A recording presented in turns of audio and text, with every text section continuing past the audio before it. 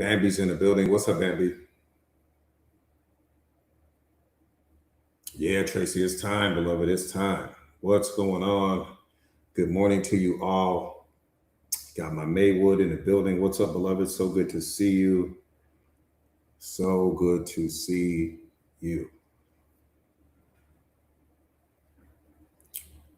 What's going on? What's going on? It's time to turn up. Let go of yesterday because yesterday has already let go of you. Get out of the Uber called yesterday. Mr. KP, I see you. Get out of the Uber called yesterday. Yesterday did its job. It was designed to get you to this moment. Once yesterday got you here, and that was it. Let yesterday go. So all your suffering is coming from you, hanging on to what's behind you. Let go of yesterday because yesterday has already let go of you. Whip girl, what's up, beloved? Let go of yesterday because yesterday has already let go of you. Stop giving CPR to yesterday's version of you. Stop giving CPR to who you no longer want to be.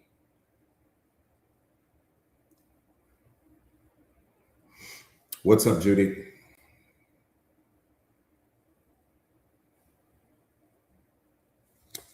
What's up, Judy? Daughter of Zion, I see you.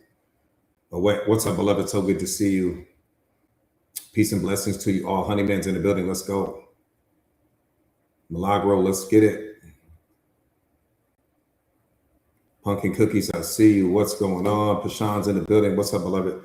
Mr. KMP, motivated. I love it. Be ready. Put your seatbelts on. I'm telling you now. This is TED Talk on steroids. Put your seatbelts on. This is going to be a TED Talk on steroids. On steroids. Eddie, what's going on? Ann's in the building. What's up, Ann? For some of you guys, the very mindset that you are protecting is the one that's blocking your biggest breakthrough. I said the very mindset you are protecting is the one that's blocking your biggest breakthrough. Because what's up, beloved? Got my Tara in the building. Let's go, let's go, let's go, let's go, let's go. All is well, all is well, all is well. You don't have problems in life. All of your problems are coming from your programming and conditioning. Reality doesn't create your problems. The programming and conditioning you bring to reality is what creates your problems. You don't have problems. You have situations that need to be dealt with. Stop categorizing things as a problem because it lowers your vibrational frequency. It puts you in victim mentality. Sefe, what's up, beloved? So good to see you. Myra's in the building. Let's go. You don't have problems. Problems mean that the world isn't spinning, turning, and revolving in a way that you want it to. And any time that the world isn't moving how you want it to, you categorize it as a problem. You don't have problems. There's no problems in reality. All the problems exist in your mind. And you project that onto reality. Come on, you guys, we got to wake up. You're suffering unnecessarily. Rich is in the building. What's up, Coach Rich? That's Coach right there now. Coach Sefe, Coach Rich is in the building. Let's get it. Good morning to you all. Peace and blessings to you all. Capri, I see you. Do me a favor, you guys, and share the live to your stories. If you haven't already done so, please share or repost the live to your stories. If you haven't already done so, please.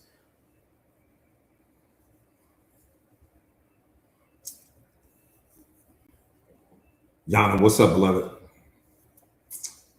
So good to see you. Good morning to you. Good morning to you.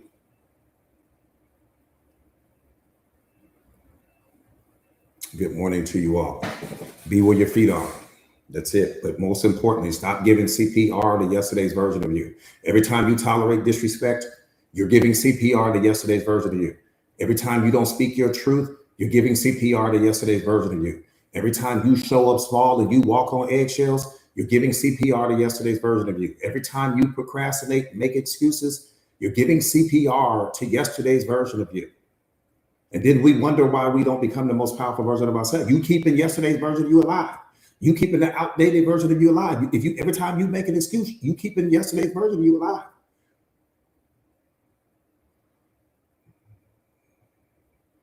And creating all new wounds within yourself. That part right there, Tara, that part right there, beloved. Elena, what's up, beloved? Again, do me a favor real quick, you guys, and share or repost a live to your stories if you haven't already done so, please. I'm gonna cover that. You said how to get over a cheater?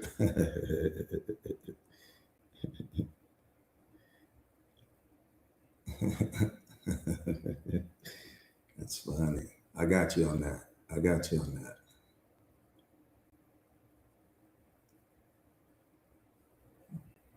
You said, what is the deep wound around walking on eggshells?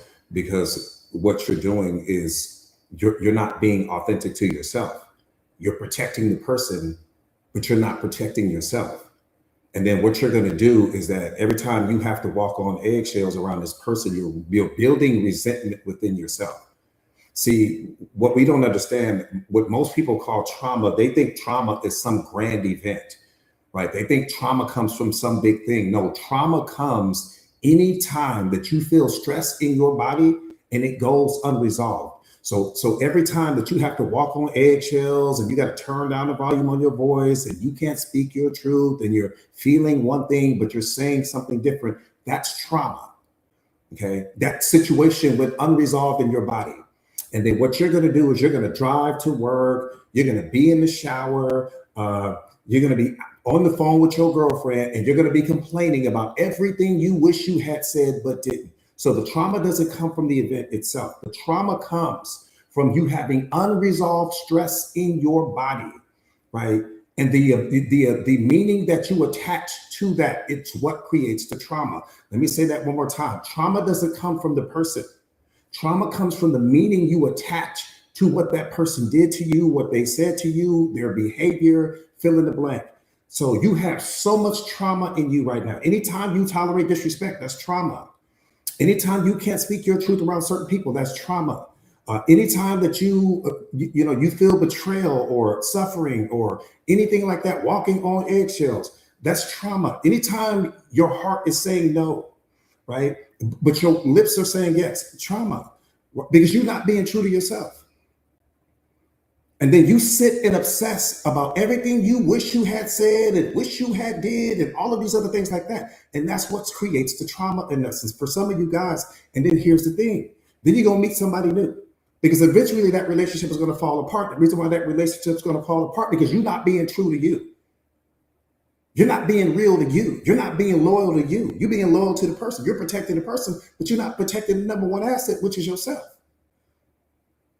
So then you're going to meet somebody else later on, 6 months later, a year later, 2 years later, whatever the case may be, and that person is going to enter your life wearing the face of all of your unhealed trauma. And then you're going to call them toxic. For everything that you tolerated, for everything that you accepted, for everything that you normalized. And this is why we never become the most powerful version of ourselves. The moment you show up small in your own life, you already lost yourself. The moment you tolerate disrespect, you already lost yourself. The moment that you walk on eggshells, you already lost yourself. Yeah, you gained a person, but you lost yourself. So what'd you really gain?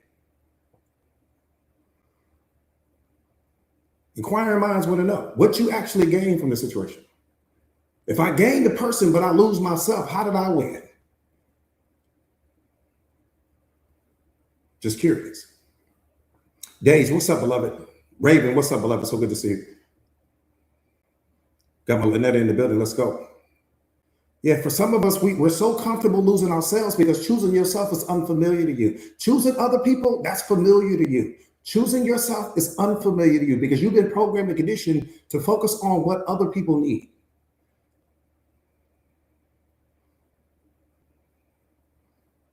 Yeah, so that's what hurts us. And again, trauma doesn't have to be anything big. That's what people don't understand.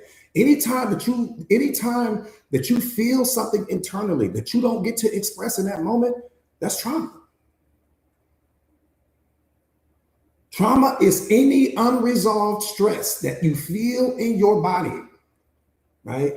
And the trauma doesn't come from the event. The trauma comes from the meaning you attach to the event.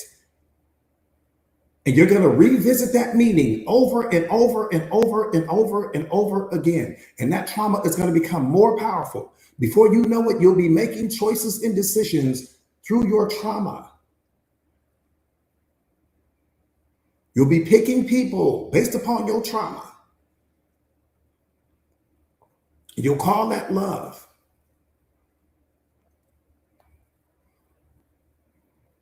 See, people carry old bricks from their previous relationships to their new relationship with you. So the very house that they had to tear down with this other person, they carry the bricks from that relationship, to the bricks being a metaphor for their disloyalty, their disrespect, their lack of emotional intelligence, right?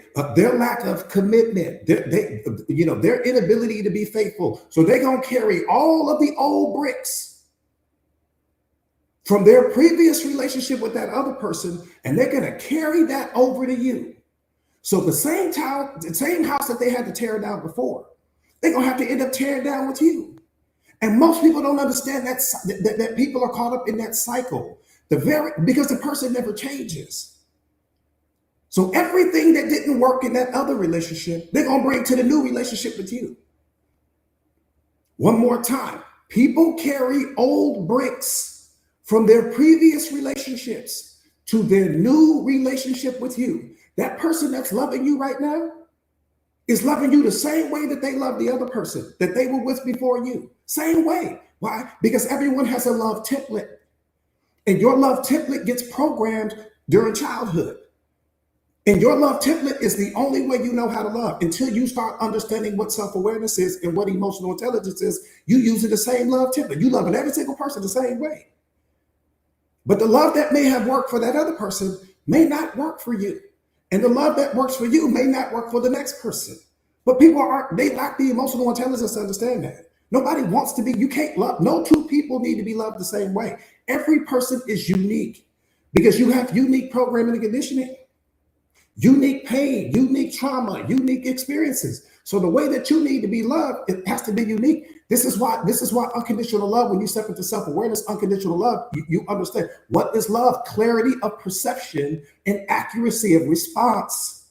I've got to see you clearly first. Once I see you clearly, then I know how to respond accurately. I know how to love you accurately, but I got to see you first. Well, what's going to keep me from seeing you? My program conditioner won't allow me to see you. My lack of self-awareness won't allow me to see you. My lack of emotional intelligence will keep me from seeing you. So I won't see you. So I won't never know how to figure out how to love you. I'll just love you the same way I've been loving everyone else. And that's why relationships fall apart.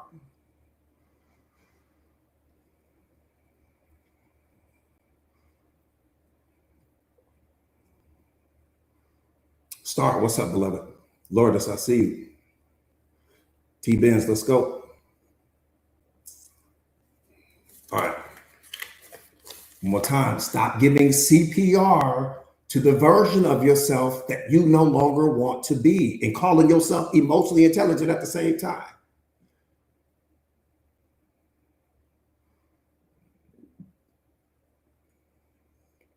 Jadiko, what's up, beloved? Carrie 601, I see you. Iris, I see you. Okay, let's get busy. Quacks, I see you. Let's get busy getting busy. Let's get busy getting busy.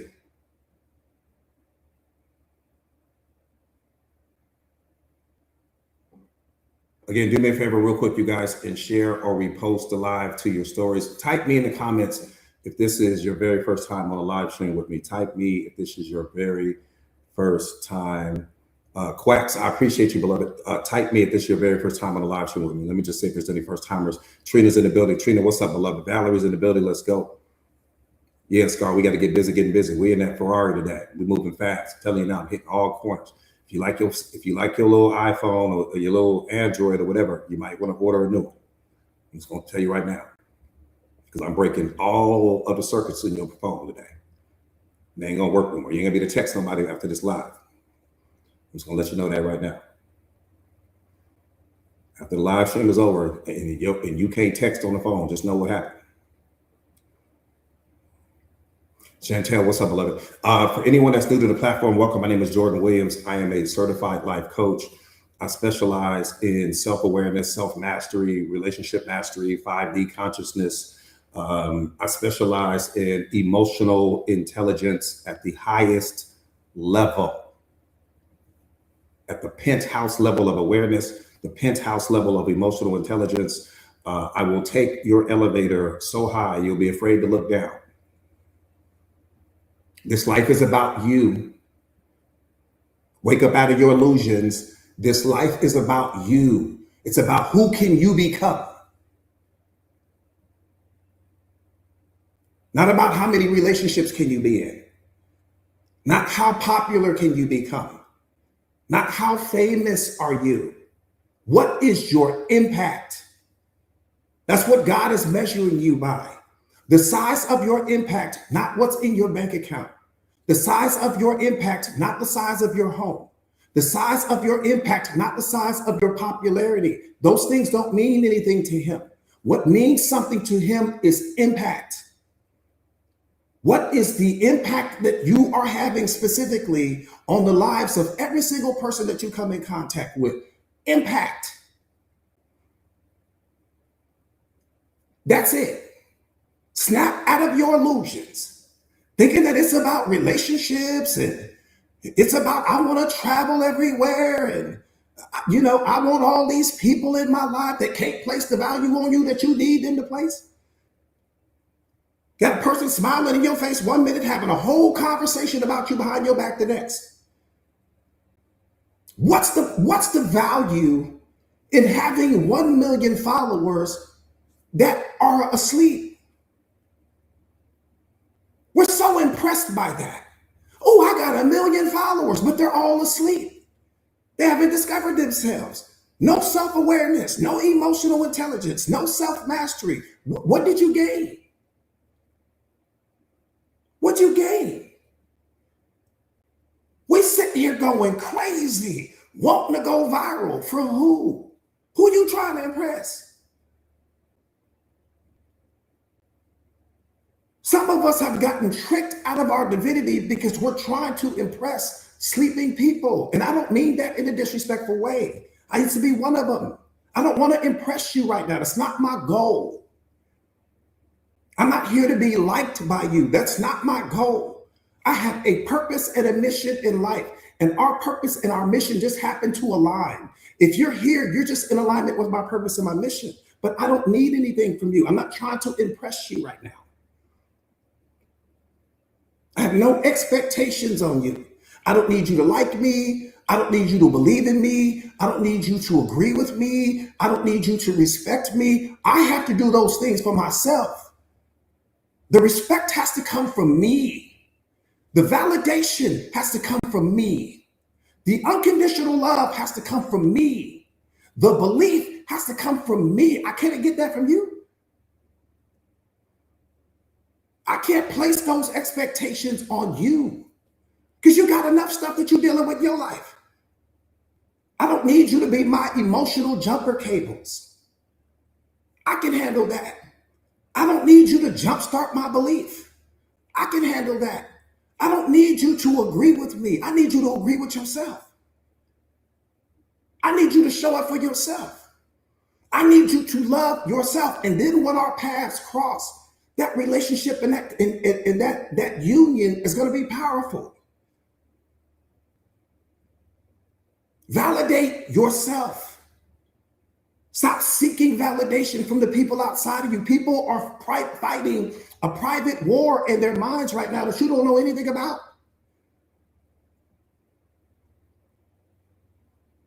Every person you meet in this moment, including the people in this live stream, is fighting some private war right now that the person standing next to you knows nothing about. We're all dealing with stuff, and that's okay. But you have to be fully self-contained.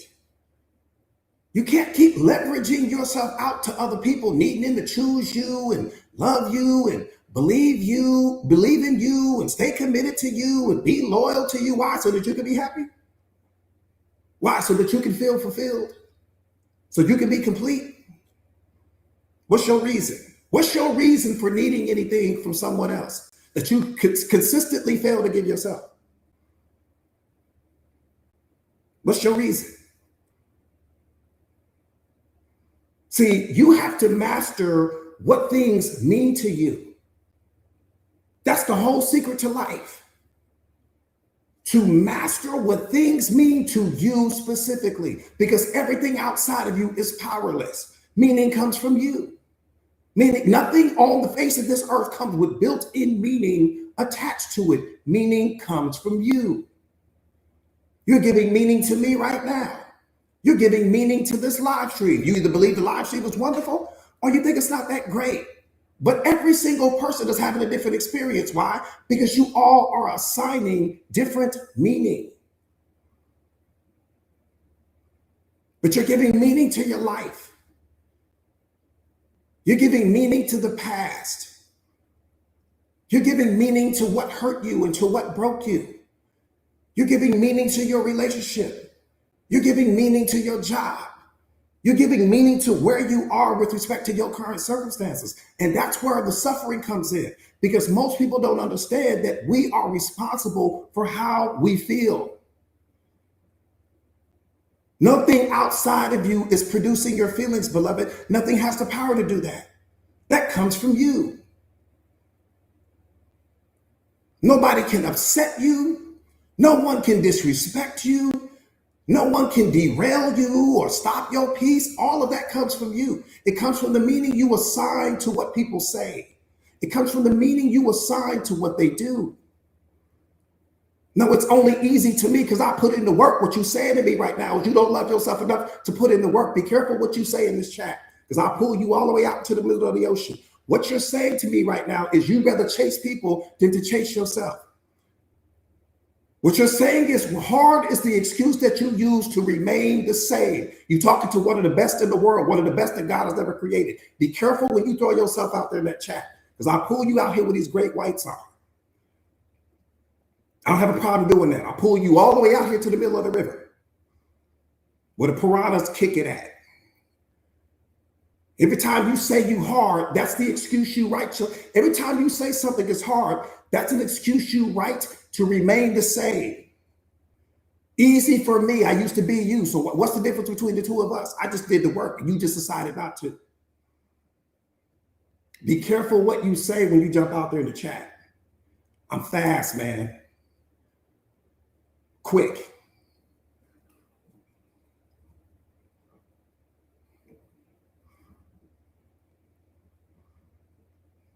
That part right there, Lynn, I love that, beloved. We need that on the shirt. Lynn, we need that on the shirt ASAP. Hard is the new easy. You only call something hard because you don't want to put in the work. You call things hard because that's the permission slip you write yourself to remain the same. Just say that. Just say, I want to remain the same. I don't want to change. I want to continue to suffer. I want to take medication when I don't understand what's going on. I want to run to the therapist. I want to run to the pastor. I want to run to everyone else except for myself. Even though I'm the answer, even though I'm the solution, I need somebody else to solve my problems. I wouldn't want to be the person waking up to you next to you every day. If that's your mindset, I'm just going to throw that out there. If that's your mindset, thank God I am not the person that has to wake up to the person you calling everything hard when it comes to yourself. You've been with you your whole life. You ain't figured you out yet. You ain't took the time to slow down and figure you out yet. Whole life you've been with yourself.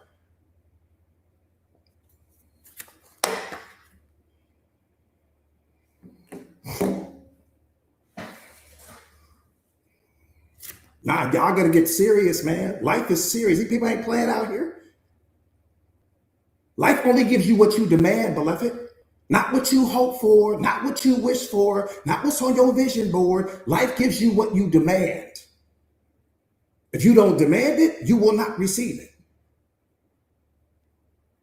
Period. That goes to your relationships, that goes to your friendships, that goes to what's happening at your job. Life gives you what you demand. The people that have that life that you marvel at, they demand better. They demand it.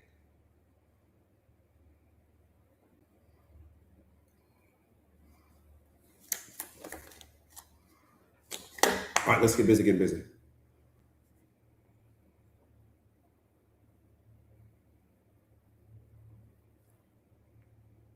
Again, do me a favor real quick, you guys, and share or repost the live to your stories. If you, Brock, what's up, beloved? So good to see. Share or repost the live to your stories If you haven't already done so, please. All right, let's get busy.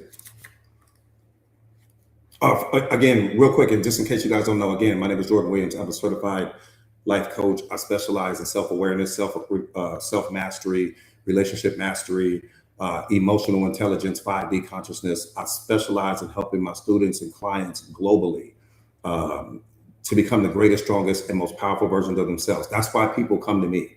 People come to me when things are falling apart because I don't sugarcoat things. I'm not a baker. If I sugarcoat things, I need to be working for Hostess. I'm not going to sugarcoat things, right? I'm not going to tiptoe around your feelings, right? Another thing, real quick, type no in the comments if you are not currently signed up for my free thought of the day. If you are not currently signed up for my free thought of the day, please type no in the comments, please. Let's get you signed up real quick, and then we get ready to take off in this rocket ship. The free thought of the day is something that you do not want to miss. I'm gonna tell you that now. There's a lot of things in life that you could miss. This is not one of them. Paulina, what's up, beloved? This is not one of them.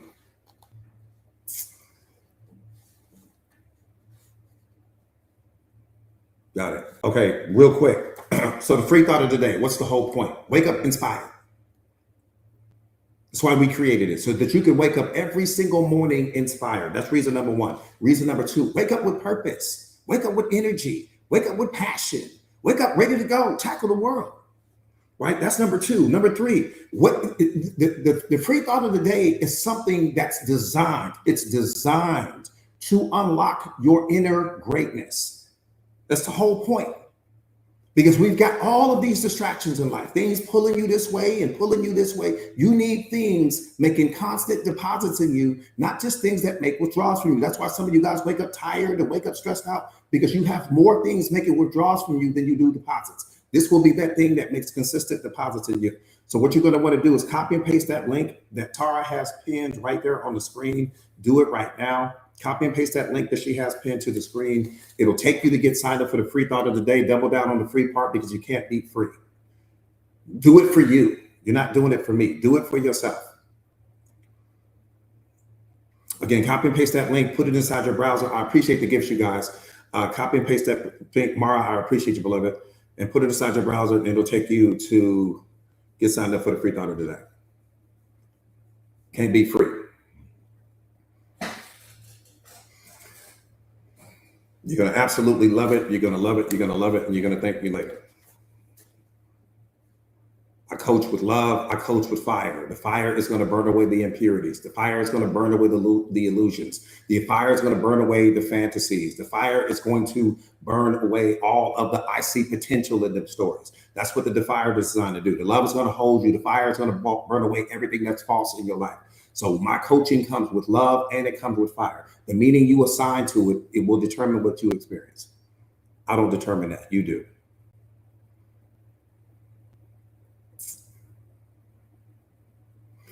All right, let's get busy getting busy.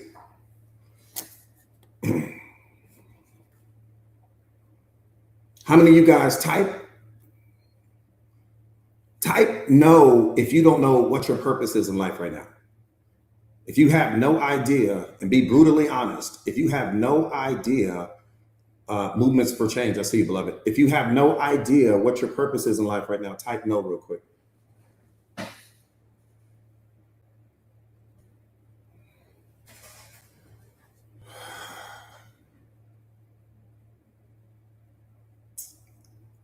Okay. Yeah. You know, got it. That's okay. That's okay. That's okay.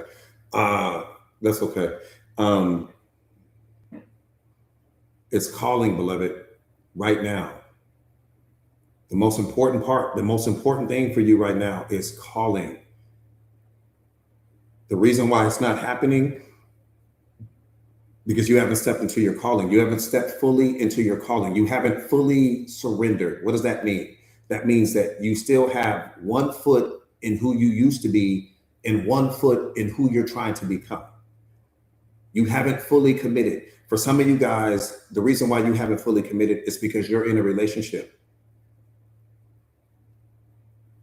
And the relationship is dominating so much of your time, focus, energy, and attention, and all of these other things like that, that you really don't have time for your purpose and your calling. You really don't have time because your partner is not in alignment with what you have going on right now.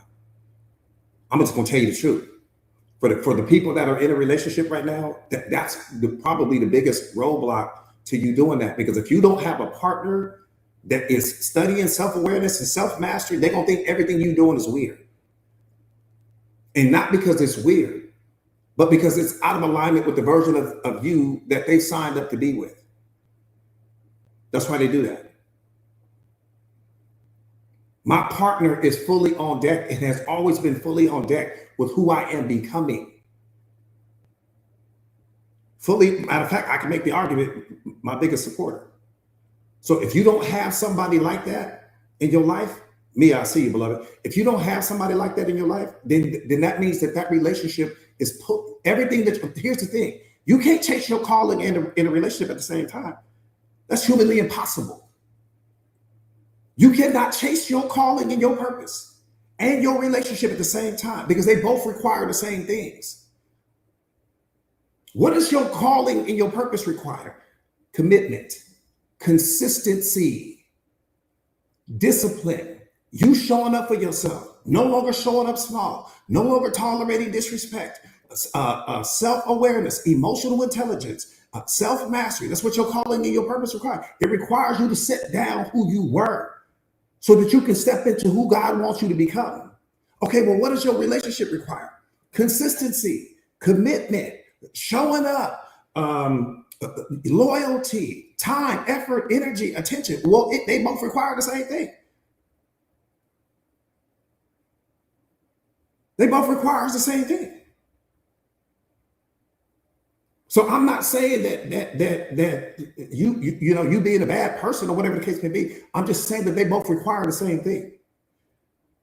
So if you don't have a partner with high emotional intelligence and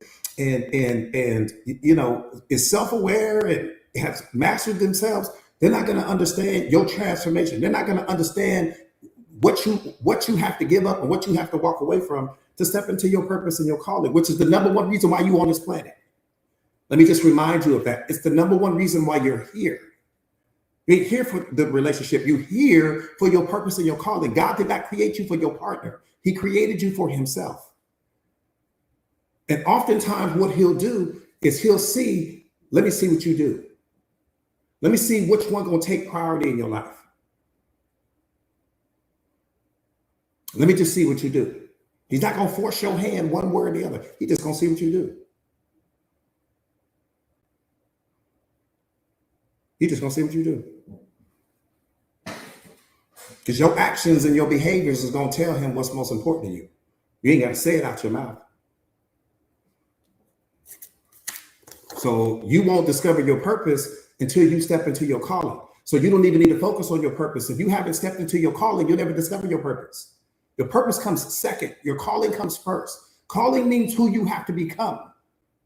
There's a certain version of you that he needs you to become that you currently are not right now in this moment. So if you don't get to that place right there, you'll never know what your purpose is. Calling is the most important thing in the world because calling is who I have to become. I've got to become the most disciplined version of me. My character has to be off the chain. My integrity has to be off the chain. Again, character is public facing. Integrity is inward facing. Character is how you treat the people that can't serve you. Do you treat the CEO of Pepsi the same way you treat the homeless person? That's character. Do you treat the billionaire the same way you treat the person that's working a regular 9 to 5? That's character. So we get that. Character is public facing. Integrity is inward facing. Integrity means who you are in the dark and who you are in the light. They're both aligned. What comes out of your mouth and what you do is aligned. Who you are at the church and who you are at the nightclub, there's no degree of separation between the two. Who you are at 2 p.m. and who you are at 2 a.m. are the same. Who you are when no one else is watching and who you are when there's all eyes on you are the same. That's integrity. And for a lot of you guys, that doesn't match. The version of you that you become that reflects your browser history and who you are at the office are two completely different versions of you. Who you are when there's no accountability and who you are around your friends is two different versions of you. He's waiting on you to become one. He's not going to bless. He's confused. He's not going to bless both versions of you.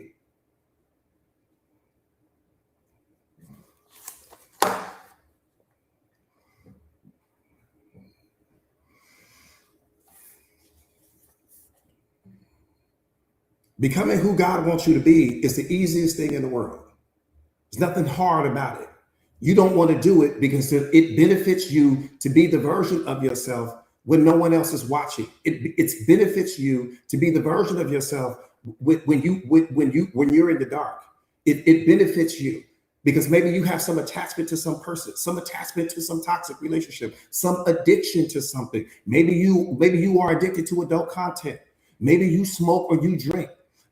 Maybe you have a circle of friends that do things that they shouldn't be doing. There's some benefit there. That's the only thing that's hard about it. What's hard is what you're not willing to walk away from. To become what God wants you to be is the easiest thing in the world because it only requires a decision. It's not a math problem. It don't take you long to figure out.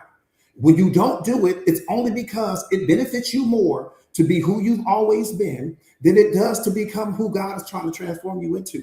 That's the problem. And what you don't understand is that who he's getting ready to transform you into is infinitely more powerful than who you are when no one else is watching. And that's the part that's going to blow your mind, but you'll never discover that because you're too busy hanging on to who you used to be. This version of me right now is infinitely more powerful than who I was before I ever started this journey. Infinitely more powerful, like ridiculously more powerful. But I would have never seen that as the version of myself that I used to be. I didn't see this coming. He won't let you see it coming. Because if you were to see it coming, then you're going to make the decision. You're going to change if you knew what you were getting ready to walk into. The fact that you don't know what you're getting ready to walk into is why you're willing to gamble it, because you don't know what you're giving up. See, you have no idea what you're giving up right now. No clue what you're giving up. Hanging on to that lower frequency version of yourself. Hanging on to the toxic relationship. Hanging on to whatever it is you're addicted to. Hanging on to that adult content that you're addicted to. There's something you're addicted to. Something you can't let go of. Something you won't walk away from. And that's what's keeping you stuck. Because he's not going to let who you used to be and who you're going to be share the same stage.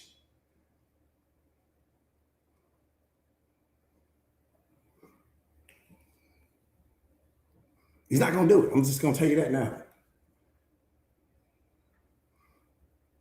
And I'm going to tell you something that's scary.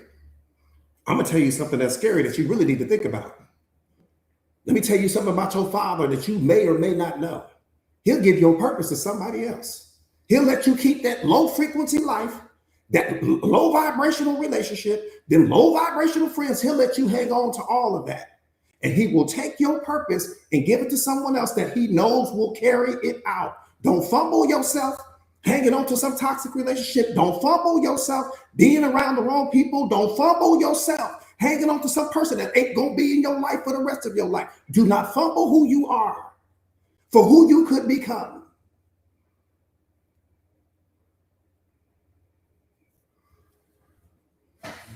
I'm telling you, he'll take he ain't losing nothing. So it ain't like you the only one that can fulfill your purpose. He got plenty of people that can fulfill your purpose, beloved. He loses nothing. He gonna let you hang on to that low frequency life you got going on. You sit here clinging to the most basic thing, never knowing and realizing what you're getting ready to give up. I'm telling you now, knowing what I know right now, ain't no way in hell. But I had to walk in faith. I had no idea what I was getting ready to become. No idea. You sitting here fighting for your limitations, fighting for this low. I'm telling you, the person that you're going to meet on the other side of your purpose is going to be a 5-star person. The life that you're going to have on the other side of your person, of your purpose, is going to be a 5-star life. Everything is going to be 5-star when you get on the other side of your purpose. But like I said again, he's not going to give you it's not like the movie theaters where he's going to give you the trailer to your new life. He's not going to let you see that. It requires faith. So you can keep hanging on to who you used to be. But when he hands your purpose to somebody else, it's not coming back.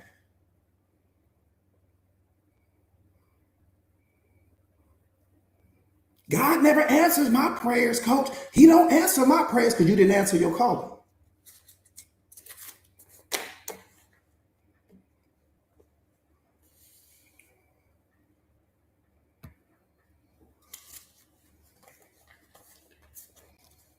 I keep telling you guys, the very mindset that you are protecting is the one that's blocking your biggest breakthrough, and we don't realize it.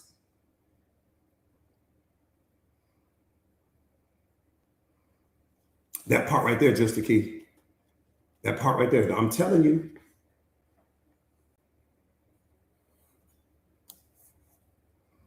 That he did his part. See, the enemy of your purpose is all of your distractions and your lack of self-discipline. That's the enemy of your purpose. Self-awareness is the answer to every single problem you have currently. Because think about it. Again, there are no problems in reality. All of the problems exist in your mind. Problems start the moment you bring your programming and conditioning to reality. That's when the problems show up. Because you're trying to make reality fit into your tiny little programming and conditioning. That's what creates the problem. That's what creates the problem.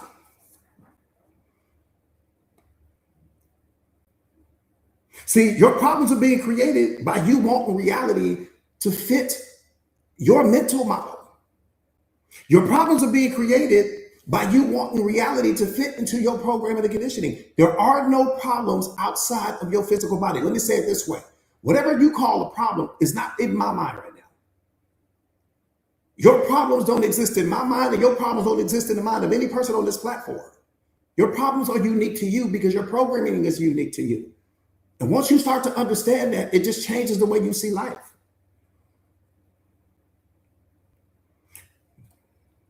See, and here's the problem. You want the world to fit into the script that you've created in your mind regarding how you think things should be. And when reality doesn't fit your script, you punish yourself mentally and emotionally. Where's the emotional intelligence there?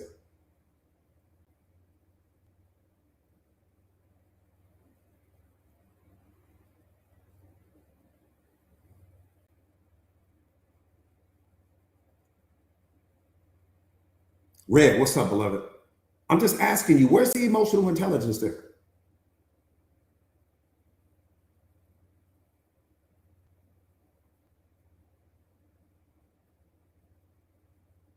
Lex, what's up, beloved? I'm just trying to figure it out. Let me know where the emotional intelligence part kicks in. We all claim to have it. We all claim to be self-aware. So where does that kick in at? I'm going to punish myself because reality isn't going the way I need it to. I'm going to punish myself because this person betrayed me. I'm going to punish myself because this person cheated on me. I'm going to punish myself because this person disrespected me. I'm punishing me for somebody else's behavior, but I'm smart. I'm emotionally intelligent. I'm self-aware, but I'm punishing myself. The world isn't punishing me. God isn't punishing me. My programming is. But I'm smart though. I went to college, coach. Wonderful. How's that working out for you? Because whatever you learned at school and spiritual intelligence are two completely different things.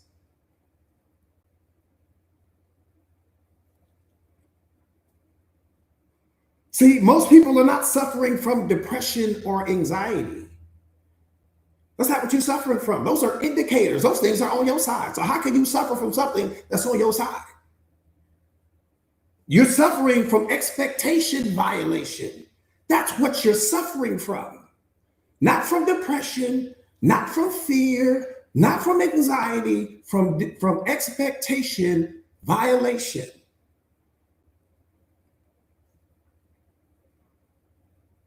Every disappointment you experience comes from your own expectations, not from other people's actions. Every disappointment you experience is expectation violation. You have expectations in your mind. And anytime that the world doesn't align with your expectations, you punish yourself, not the person, not life, just you. One more time. Where's the emotional intelligence there?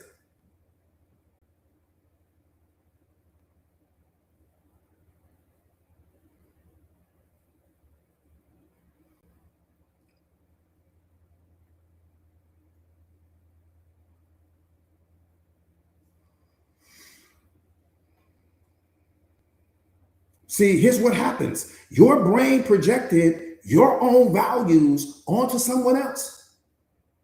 And then you got hurt when they acted from their values and not yours. Beloved, people don't carry your heart. They don't carry your values. No, they won't do what you would have done had the shoe been on the other foot. All of that is coming from your illusions. Man, this is why Southern Word is trying to teach you, man, get out of all the illusions you got about people. I would have never done that to them. Of course not. You're not them. Your heart, stop looking for your heart in other people's body. Stop looking for your value stream in other people's body. You ain't gonna never find it. You'll never find you nowhere on the planet. This is why you are not supposed to place expectations on other people. Because people fail to live up to their own expectations. So you ain't got a shot. If I can't live up to my own expectations, if I'm repeatedly failing to live up to my own expectations, you don't stand a chance.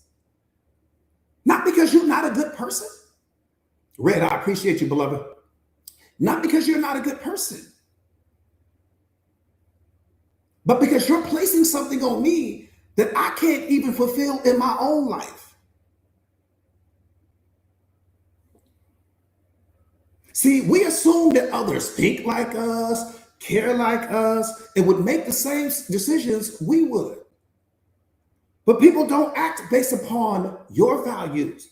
They act based upon their mental models. Full stop.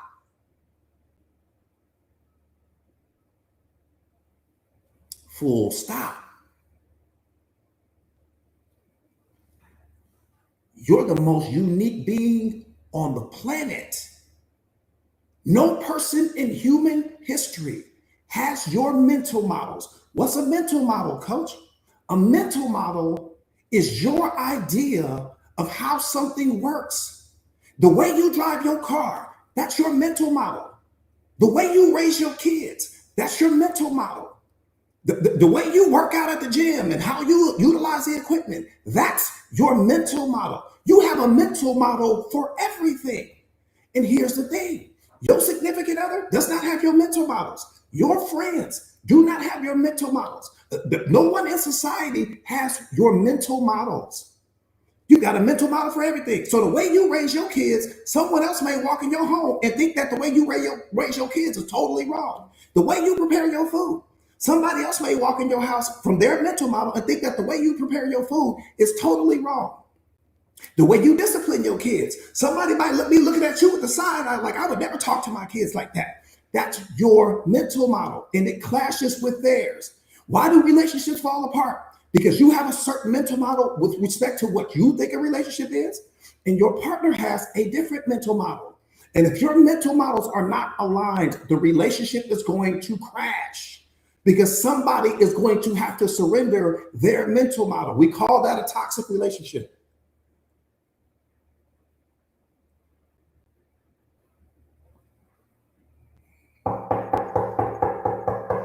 Truth is knocking at the door.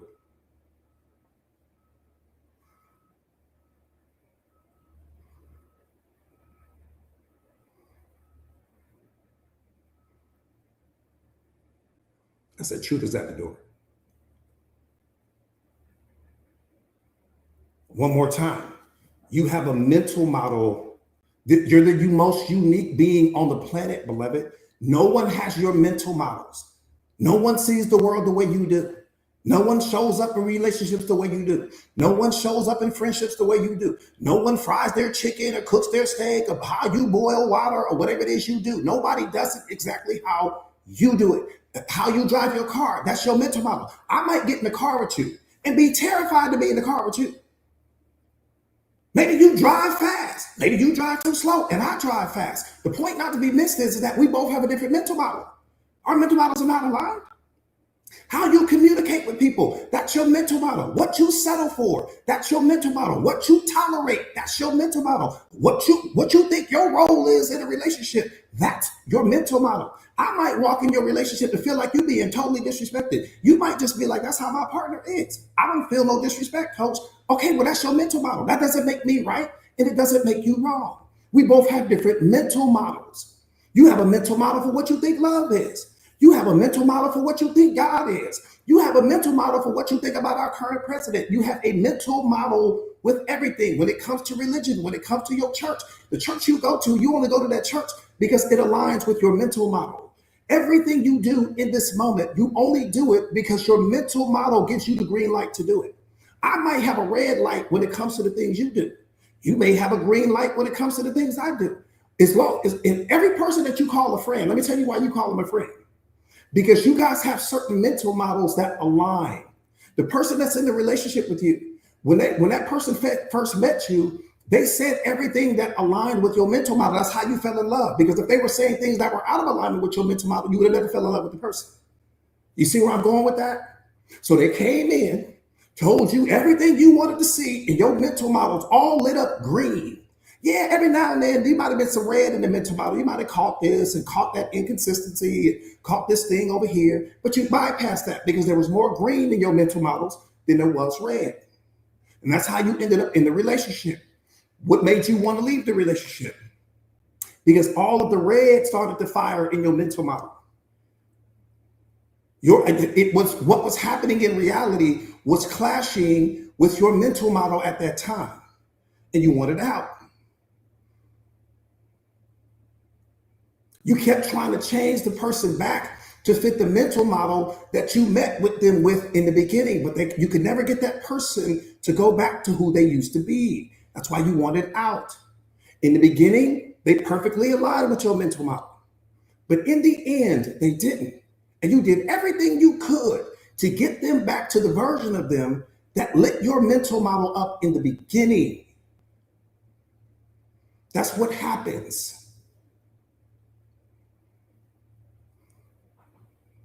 Jazz, what's up, beloved? Trina, I see you.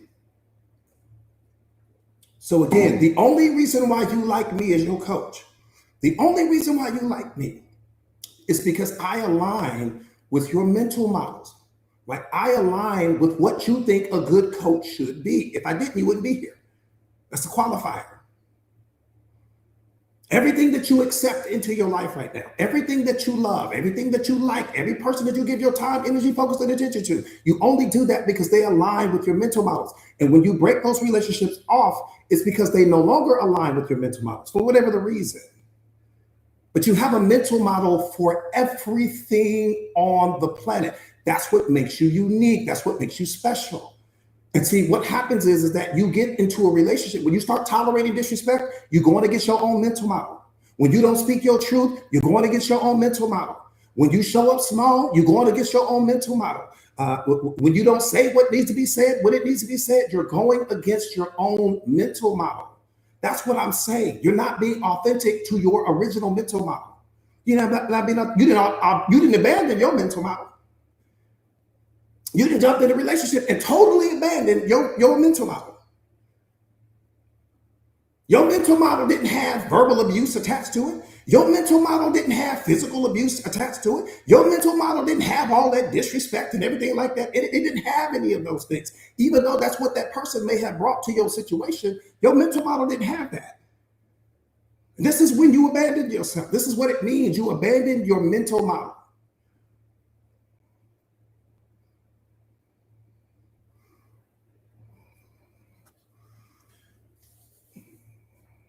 Now, you can be submissive, but as long as it's not causing you to abandon yourself at the same time. Everybody catch that? All right, let's move.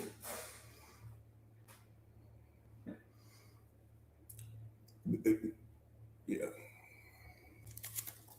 May, what's up, beloved chosen? I see. Do me a favor real quick, you guys, and share or repost the live to your stories. If you haven't already done so, please.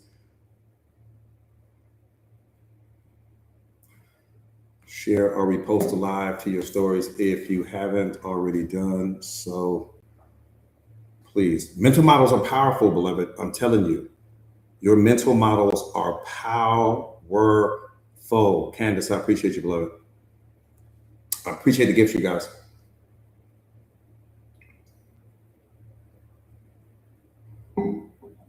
I'm not my past. I see you, beloved.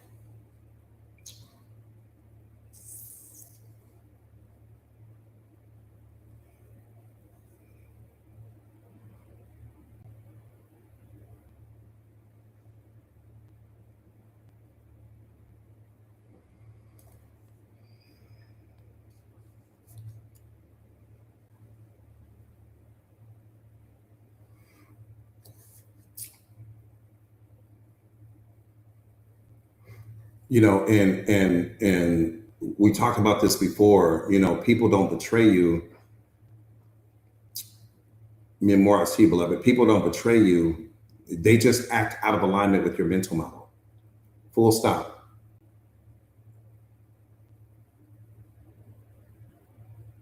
Full stop. Yeah, Rich. Yeah, Rich. Your mental model. That's why they're unique. Beautiful question, Rich. Beautiful question. Beautiful question. Beautiful question. Beautiful question. Beautiful question. I wish I could hug you right now. I promise I do. I promise I do. Because that question tells me the question is always more important than the answer. You guys have to remember that. When you become a coach, the question is always more important than the answer. Because the question points to where that particular individual is on their level of awareness. Only a person that's been studying self-awareness would even think to ask a question of that caliber. Phenomenal job, Rich, for that question. Short answer, yes. It comes from your programming and condition, but it also comes from your pain. It comes from your trauma. It comes from your shadow, right? It comes from your ego, right? It comes from all of the unhealed versions of yourself. So you got to think, no person on the planet has your experiences. No person has your pain, your trauma, your ego exactly how you have it.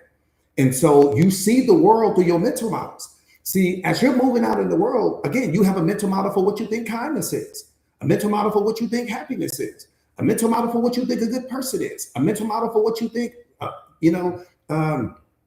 beautiful sunset is. You might look at a sunset and say, oh my God, coach, that's so beautiful. I might look at it and might not think much of it, but it's coming from your mental model. It doesn't make you wrong and it doesn't make me right. We just have two completely different mental models. You might like the rain. I may hate the rain. Okay, well, why do you like the rain and I hate it? Because it's coming from your mental model. You love the rain. You like to go outside in the rain and walk in the rain and all of these wonderful things. You love the rain. You love cold weather. I hate cold weather. But that's coming from your mental model. It doesn't make me wrong and it doesn't make you right. And so what I'm saying is that when you're in a relationship with a person, before you jump into your next relationship, what you want to be paying attention to is their mental models, because that's what you're going to be dating. You're not going to date the person. You're going to be dating their mental models, how they see the world, how they show up in the world, what they think love is, what they think respect is. Because I can promise you right now, whatever you think, whatever your mental model of love is, your partner does not share that. It's probably nowhere near the same. Whatever you think respect is, and whatever your partner thinks respect is, are probably two completely different things. But if you have a healthy relationship with that person, it's only healthy because you guys have very similar mental models. They don't have to be exact, but they have to be at least be similar.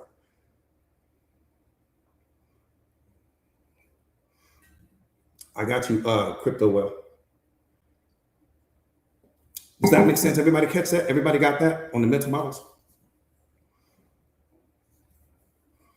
That part right there, chosen. You like pizza and I like tacos, right? And does it make you wrong for liking pizza? I'm gonna give you another good one. My partner, she likes her steak medium. I like my steak well done. I don't want medium. I won't eat that, but she likes it like that. Does it make her wrong for liking it like that? No, that's her mental model. Right? That's her mental model. And that's what I'm saying. You have to respect people's mental models. It doesn't make them wrong or right. That's why we have so much problems in the world. People don't respect the next person's mental model. I don't need your mental model. If I respect your mental models, then I'm respecting you. But the moment I disrespect your mental model, then I'm really hurting you in that moment. I'm injuring you in that moment. Why? Because most people have their identity tied to that particular mental model. So whatever you believe about, whatever your religion is, whatever you believe that to be, whatever your church is, whoever your pastor is, whatever you believe about love and relationships and your kids and all of these things, your identity is attached to what your mental models are.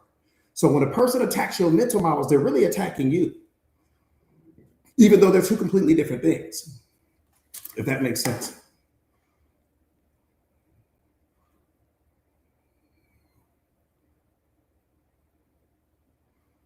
And that's what hurts us, T-Bands, is that we're not actually supposed to have our identity tied to our mental models. When you lack self-awareness, you do have your identity tied to your mental model, because you have a mental model for what you think money is, what you think success is, again, what your religion is. So when I attack your religion, I'm attacking you, but I'm really not attacking you, right? Let's just say you're a Christian and I'm like, oh no, that's not the way. This way over here is the way. Well, in that moment, you feel stung, and you feel stung because your identity is attached to that. This is why you're not supposed to have your identity attached to your mental models. Your mental models are just perspectives, beloved. They're just a perspective about what you think about that particular thing. And it's not fact, it's just your perspective. Right? It's just the way it's just your view of it. That part right there, T-Benz, that part right there, beloved. That's the ultimate.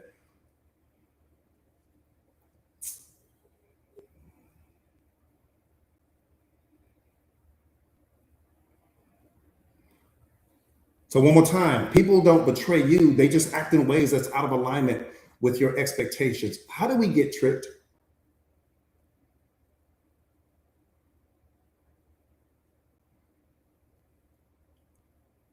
How do we get tricked?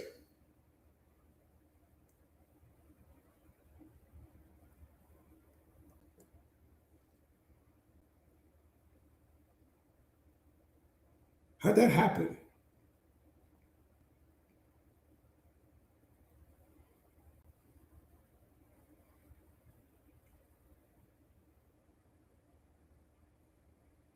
That part right there, Reg. You said something when you said that, beloved. Reg, you said something when you said that. Reg, you said something when you said that, beloved. Man, that might have been the response of the day right there. What do I mean when I say, how do we get tricked? We've been programmed and conditioned to believe that people are supposed to be loyal to us. They're supposed to be committed to us.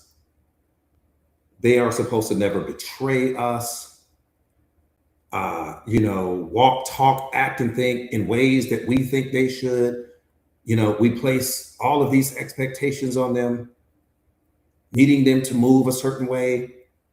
You genuinely believe that people are supposed to be loyal to you, that they're supposed to be committed to you, never betray you, always show up for you. You see the common denominator here? It's you. But nobody owes you their life, beloved. Nobody owes you their life. Understand what I'm saying? Nobody owes you anything. That's where so much of your suffering is coming from. You think somebody owes you something. They don't owe you anything. I may make a decision that benefits me that may not benefit you. I'm not betraying you. I'm being loyal to me. I'm honoring me. I may wake up today and want to be with you, and may wake up tomorrow and not want to be with you, and that's okay. You may wake up tomorrow and say, Coach, I found a new coach. I don't need you anymore. That's okay. I got to experience you all the way up, leading up to this moment. I didn't lose. You didn't lose.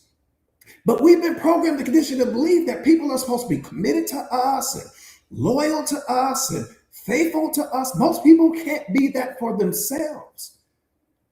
That's why so many of us are suffering. The average person can't be loyal to themselves. They don't keep their word to themselves. They're not consistent. They don't turn every should into a must. Their choices and decisions don't align. They're not, they can't, they don't show up for themselves.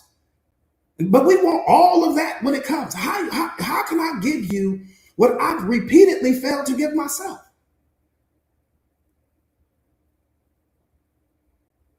Because the level of loyalty and commitment and expectations that you place it on me, if I could place that on myself, I'd be somebody totally different right now.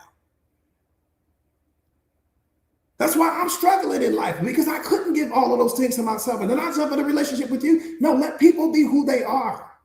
And when they show you who they are, that's data. And that person is either going to be aligned with who you're becoming or they're not. That's what I'm saying.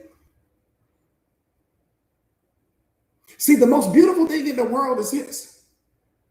We talked about this before. We talked about this before. Boom.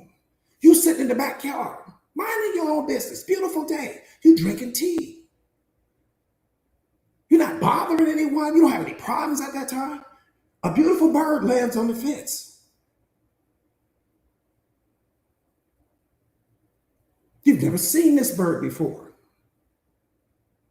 You looking at the bird is looking at you. The bird flies away. Day number 2. You sit in the backyard again, enjoying your tea. Here comes that bird again. But this time, the bird lands on the fence, but then he comes over and lands on the arm of your chair. And you're so excited that he's there. You're so excited that he trusts you. Don't miss that part. He trusts you. And so you don't move. You just let him hang out. He flies away. Day 3. You thinking, ooh, what if my little friend comes back?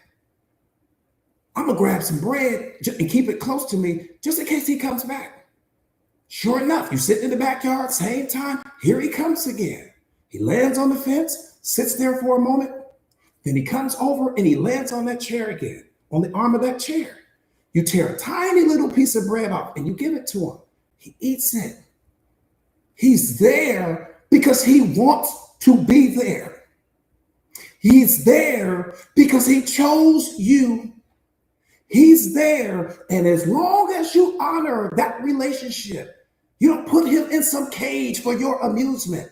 He'll stay and he'll wake up every single day and he'll choose you over and over and over again. I don't need to place restrictions on him. I don't need to put him in a cage. I don't need to wrap my expectations around the bird. I don't need to do that. I just need to honor his presence in that moment.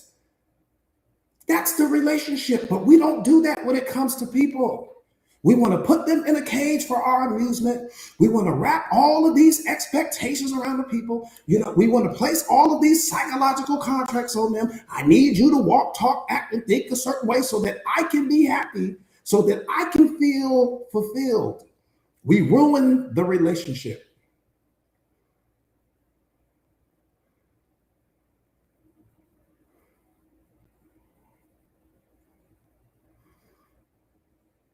We ruin it.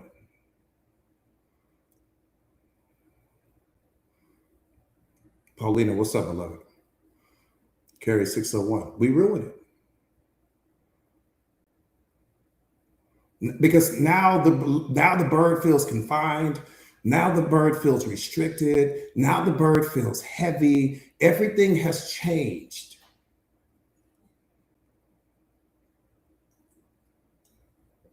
Why? Because I'm not loving myself unconditionally. I'm not believing in myself unconditionally. I'm not happy with myself. So I need to make sure that you don't go anywhere, so that I can continue to get this feeling that I fail to give myself when your presence is not around.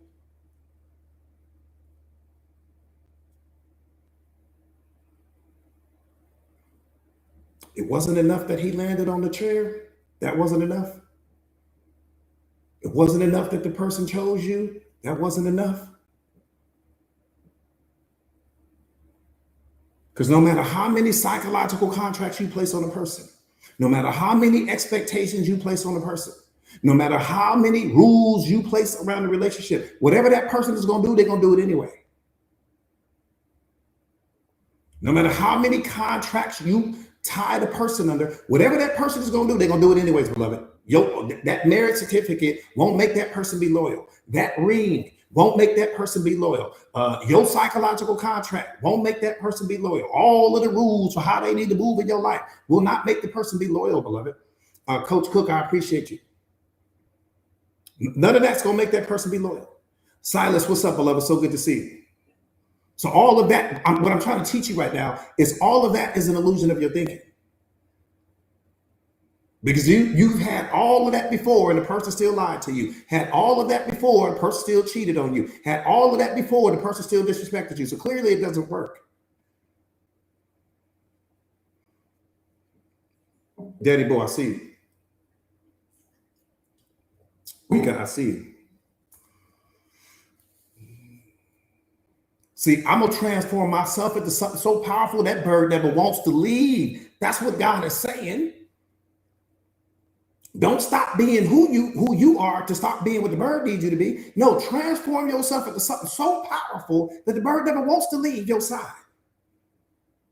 What does that mean? I'm in the gym every day. I'm growing every day. I'm evolving every day. I'm transforming my body. I'm transforming my mind. I'm becoming more emotionally intelligent, becoming more self-aware, becoming a master of self. I'm something so powerful that this bird doesn't want to walk away from me. But we don't do that. We stop working on ourselves to be everything that our partner needs us to be. Goals and dreams, we put that on the back burner.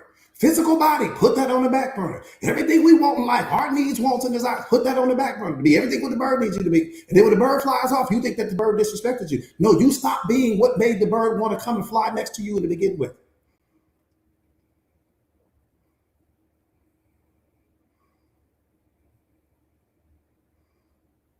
Coach Cook, I see you, beloved.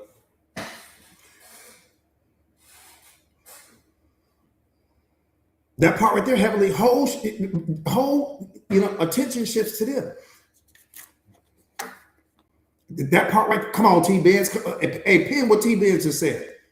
Put that up there right there. T Benz and Red is on it today. Pin what T Benz just set up there for me, beloved.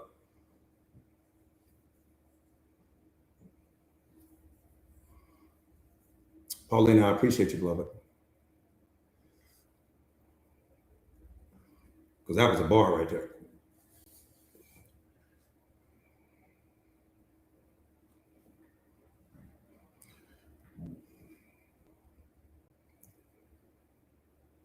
Thanks, Nicole. I see you.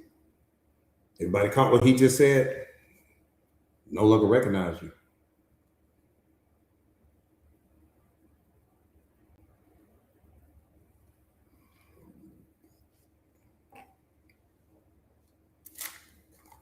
And to be honest with you, for some of you guys, you stop recognizing yourself.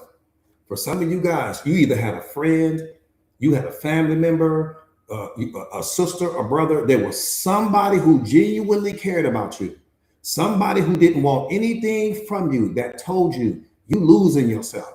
You don't look the same anymore. Yvette, what's up, beloved? So good to see you.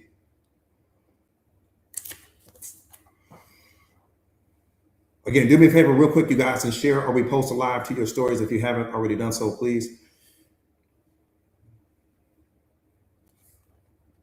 When you give your attention to everything, you give your genius to nothing. Write that down. When you give your attention to everything, you give your genius to nothing.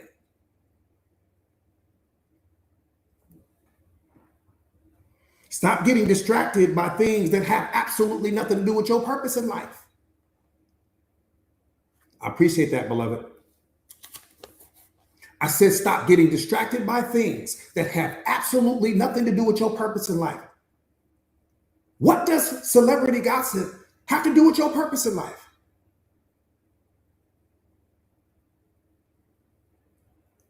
What does scrolling mindlessly on social media have to do with your purpose in life? What does the problems that your friends keep calling you with have to do with your purpose in life other than renting space in your mind for free, which is lowering your vibrational frequency? Because your mind cannot differentiate between your problems and their problems. Because if you're thinking about it, if you give it your attention, your mind is going to try to solve a problem that it never created. You have to stop giving your attention and your energy to things that have nothing to do with your purpose. And then we turn around, I don't have time to work on me, coach. I'm tired. Well, where your time going? I don't have time to go to the gym. Well, where your time going?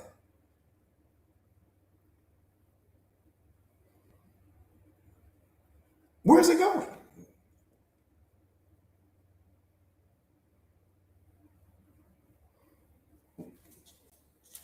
I tell you this all the time. You only get 8 hours a day to build yourself. You don't get 24 hours. Man, you got to master your 8. Because you're going to go to sleep for 8 hours. You're going to go to work for 8 hours.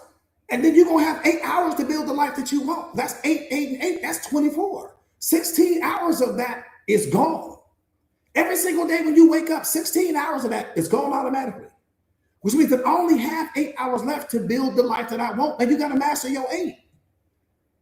And with that last 8 hours that I have, I don't have time for disrespect. I don't have time to procrastinate. I don't have time to make excuses. I don't have time to show up small. I don't have time to, allow the wrong people to have access. I don't have time. I only got 8 hours. I'm getting ready to sleep 8 hours away. I'm going to work for 8 hours, which means I have 8 hours left. That's all you got, beloved. And when you woke up this morning, you didn't have one day more. You had one day less. So you don't have time to waste. Stop living your life like you got 1,000 years to live it. You get 8 hours a day to build your entire life. You mean to tell me you're going to let somebody disrespect you in that time frame? You're going to let somebody show up small in that time frame? You're going to let somebody be inconsistent in that time frame? You're going to allow a person to show you twice what they've already shown you once in that time frame? You're going to keep crossing oceans for people that won't cross a puddle for you? I said, stop crossing oceans for people that wouldn't cross a puddle for you.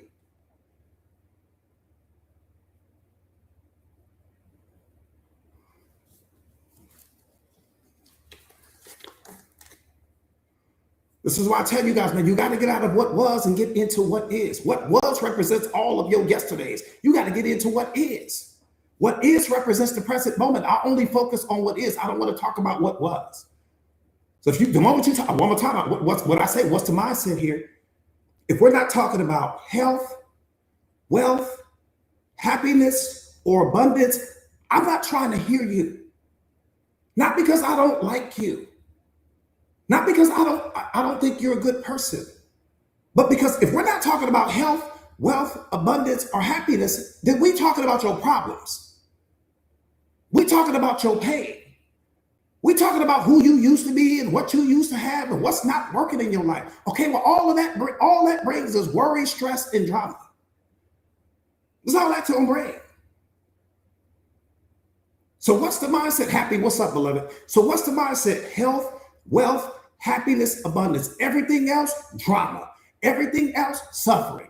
Everything else, pain. Everything else, low vibrational.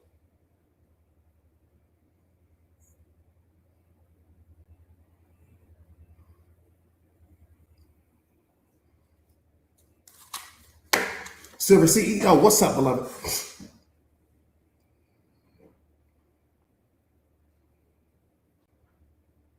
I'm telling you, right now you build it. Right now you making an investment in yourself. Right now, what I'm saying to you, and the fact that you are on this live stream is in perfect alignment with who you are becoming. Okay, keep this same energy all day.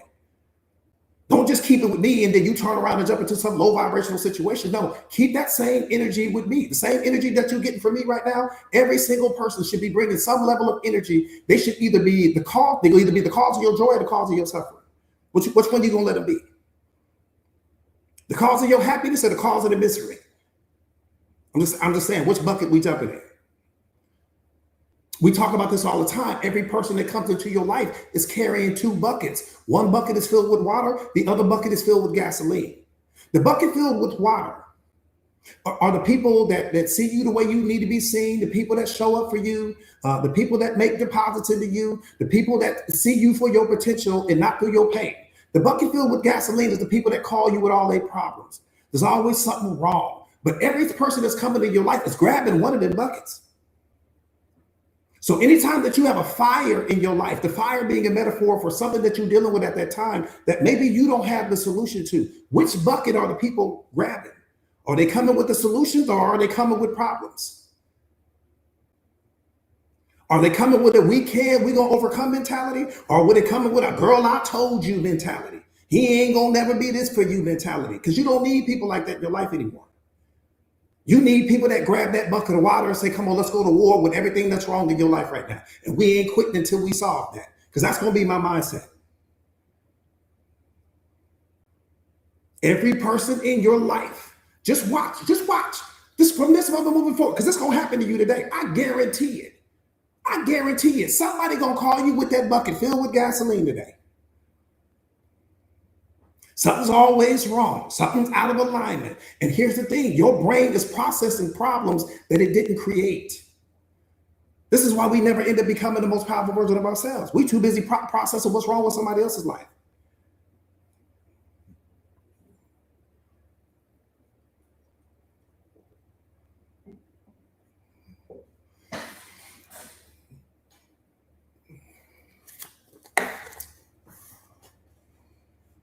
I love that, Rika. I love that, beloved. I love that.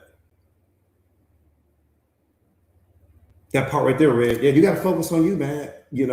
Because one more time, this life is about you. It's about you. And the day that you fully understand that mentally, emotionally, and spiritually, that this life is about you. How powerful are you going to allow yourself to become? The key word is allow. Because there are no boundaries in your life. There are no borders in your life. There are no walls in your life. There are no obstacles in your life. Your mind creates all of that. There's no limitations in your life. Your mind creates all of that. So how powerful are you going to allow yourself to be? What level of life will you allow yourself to experience? What level of love will you allow yourself to experience? What level of consciousness will you allow yourself to experience? Again, double down on the allow part. You have an opportunity to be one of the most powerful people walking. We sit here focusing on what's wrong, focusing on what's missing, focusing on what we don't have. I keep telling you guys, you got home court right now.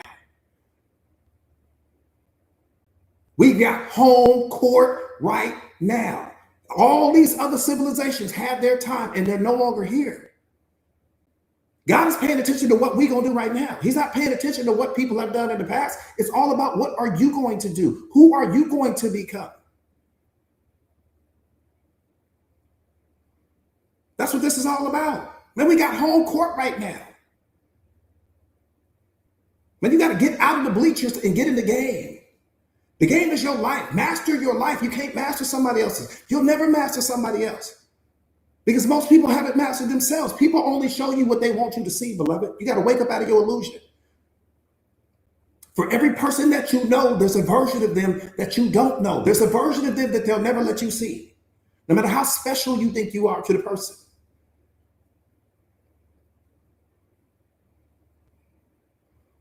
But we got home court right now. I'm getting ready to make history. I don't know what you're going to do and where you're going to be. I can tell you what I'm getting ready to do. I'm getting ready to make history. I don't want to talk about somebody else's history. I'm too busy trying to make it. I'm telling you, I'm going after history right now. I'm not chasing other people. It's all the people locked in on social media. Yep, go viral, beloved. Go and impress a bunch of sleeping people.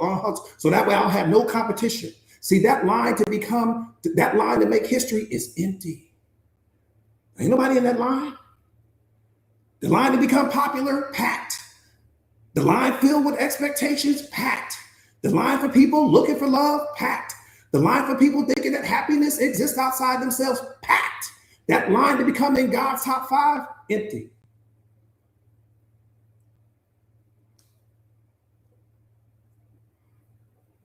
I said it's empty. You walk straight to the front of the line right now. Nobody is in it. People too busy chasing validation. They're too busy chasing happiness, too busy chasing material things, never understanding that when you step into your purpose, you step into your calling, all of that comes with it. Happiness is the byproduct of it. Unconditional love is the byproduct of it. Abundance is the byproduct of it. Wealth is the byproduct of it. Everything you think you're going to get from this other line, it comes automatic over here. God is like, why don't they see that? I said, I don't know, but I might not say that.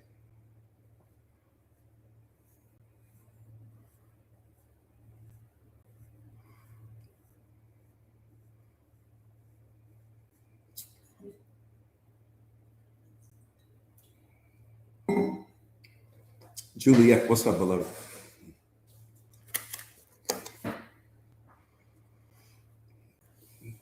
Now we plan ourselves and we don't understand because we thinking that we need to get, we think we've been programmed to believe that everything, we've been programmed to need people. That's the real problem. We've been programmed and conditioned to need people. Need them for what, coach? For acceptance, for approval, for validation, to be chosen, to fit in to whatever it is that they have going on. We've been programmed and conditioned for love, for happiness, for our joy, for our peace. We've been programmed and conditioned to need people. And what you don't understand is that none of those things can come from another person. All of those things can only come from you. But we think we can get them from something outside of ourselves. What a tragedy. That part right there, Red.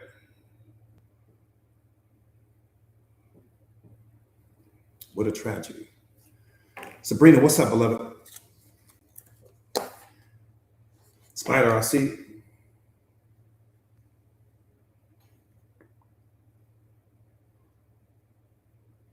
One more time, when you give your attention to everything, you give your genius to nothing. Why? Because your attention is your real currency. You can't do anything without it. Your attention is what makes you powerful. You can't experience love without your attention. You can't experience happiness without your attention. You can't make money without your attention. You wouldn't have the relationship without your attention. You wouldn't have the kids without your attention. The house, cars, clothes, jewelry, everything you have because of where you set your attention down. But you also set your attention down on the past, that creates your depression. You also set your attention down on the future, that creates your anxiety. You also set your attention down on what's missing from your life, that creates your unhappiness. Wherever you set your attention down, it's going to bring you back something in return. Your attention is like the world's most loyal dog.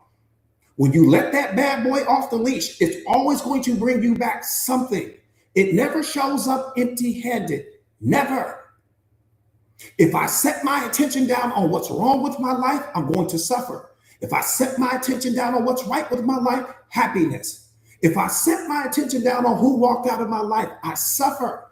If I set my attention down on what's coming next, happiness. If I set it down on the past, suffering.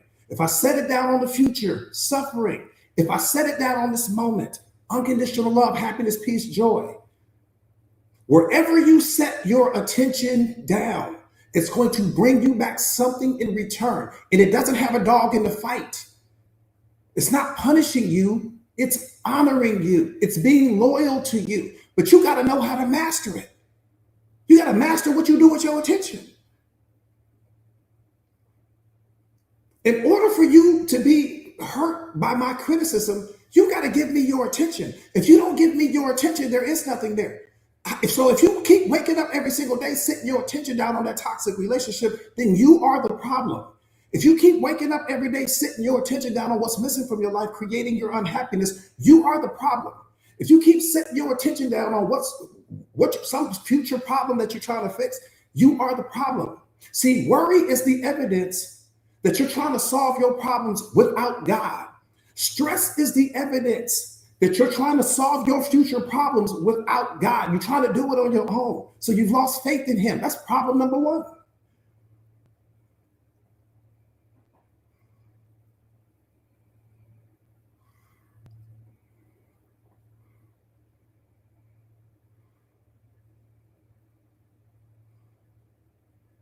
Think about what I'm saying.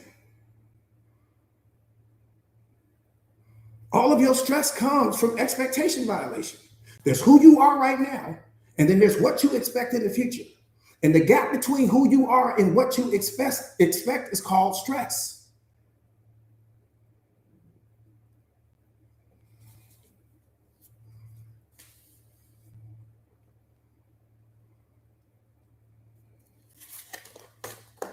And what's crazy is this. I tell you guys this all the time. They get out of the Uber. Yesterday did his job. Yesterday was designed to get you to this moment. That's it. That's all. Once you get to this moment, let go of yesterday. Doesn't matter what happened along the way. What matters is what's happening right now. We can't master what's happening right now because we're too busy focusing on what already happened. If you look at yesterday the same way you look at an Uber, you never suffered. Yesterday was just my Uber ride. Maybe it was bumpy. Maybe some things went the way I didn't want it to, or whatever the case, but I made it here. I need to focus on what's happening today. I can't ruin a good today focusing on a bad yesterday.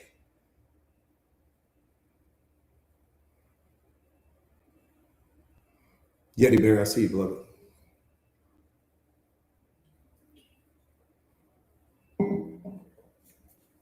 Lena, I appreciate you, beloved.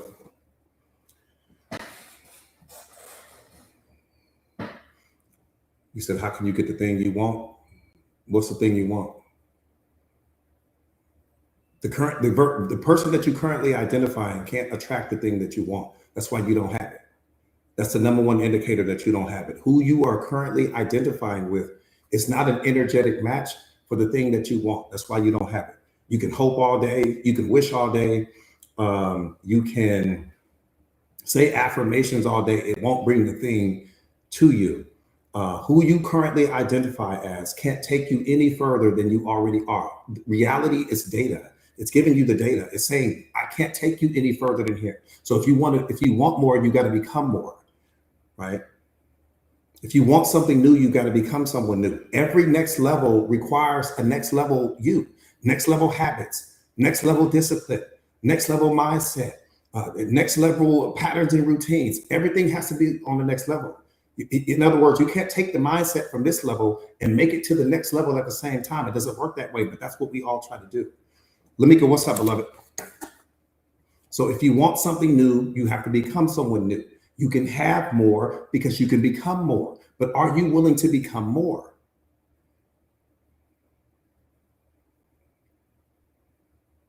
I'm obsessed with becoming more. That's an obsession that I have. It's a healthy obsession, but it's an obsession nonetheless. I'm obsessed with growing. I don't want to be who I was yesterday. That seems like a punishment to me. Yeah. So yeah, Coco. So you just, the goal is just to become more. You have to always be on the hunt for who you have yet to become, right? Because what you have to understand, you got to fall in love with the unknown. You have to fall in love with uncertainty, and that's because that's what keeps most people stuck. Is that you don't like uncertainty, but that's what keeps most people in toxic relationships, is because they don't like the uncertainty of what's going to happen on the other side of it, right? So they choose the pain of what's familiar versus the pain of the unknown. No, screw the pain of what's familiar. I'm going after the unknown, but that's me coming from my level of awareness.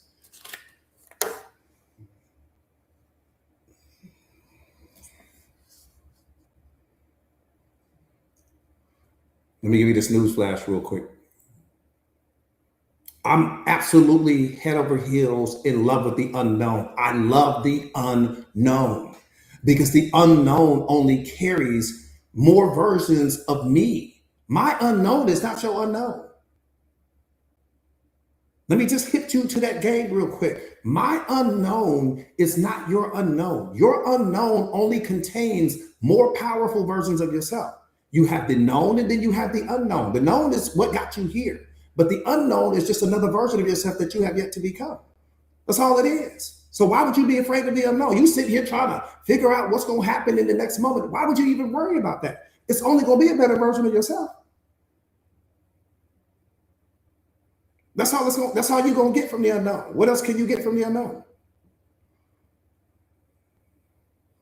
But so many people are dominated by the unknown and by the uncertain. You freeze in the relationship, you freeze at the job, you freeze in the life that you don't like because it's familiar to you, and the unknown is not. So your ego will convince you. See, here's the thing: your ego is the one that convinces you that the unknown is terrifying, that something bad may happen. Why? Because it wants you to stay in your comfort zone. It doesn't want you to push the boundary line to your edge. No, I break my comfort zone every single day. I break my edge every single day. I break it. Shatter that bad boy. I appreciate you, beloved. Rocco, what's up, beloved? So good to see you. Keep shooting them videos, Rocco. Keep shooting them videos. I'm telling you, I'm on the hunt for who I have yet to become. I'm hunting him. As soon as I get off this live, I'm going looking for him. And when I show up tomorrow, I will not show up as this version of myself. I'm disrespecting this whole platform. I'm going to be stronger, better, smarter, faster. I guarantee it. And for some of you guys that's been with me as my students, you've seen that because you guys are growing with me at the same clip. You guys have all been growing with me. Have you ever noticed that? I don't cover the same stuff. I'm always bringing something new. I'm always bringing something different, right? Every time you become someone new, every time you learn something new, you become someone new. The arrangement of your mind changes, right? So we talk about the thief, the beggar, and the billionaire. Well, what's the difference between the three? The thief, the beggar, and the billionaire. They all have the same mind, but they have different arrangements of that mind. The beggar thinks that he'll just ask for what he wants. The thief believes that he can just take what you have. And the billionaire believes that he can create the life that he wants. But they all have the same mind, but they have different arrangements of that mind. And right now, your mind is arranged based upon what you believe, what you assume, and what you expect. That's the arrangement of your mind, and that's how you see the world. And that's producing all of the results in your life right now. The thief, the beggar, and the billionaire. They all have the same mind, but they have different arrangements of that mind. So as you're learning something new, the arrangement of your mind is changing every single time. You're not who you were 5 minutes before you learn that information. You're a totally different person now. This is why I tell you guys, there's an infinite amount of versions of you available to you right now. There's who you've been, but who you've been is 1% with respect to who you have the potential to become. That's why I'm hunting me down right now. I'm on the hunt for me. Do me a favor real quick, you guys, and share or repost a live to your stories. If you haven't already done so, please. Share or repost a live to your story. Star, I see you.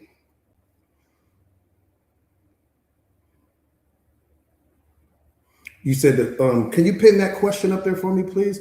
Was something mental? Something mental.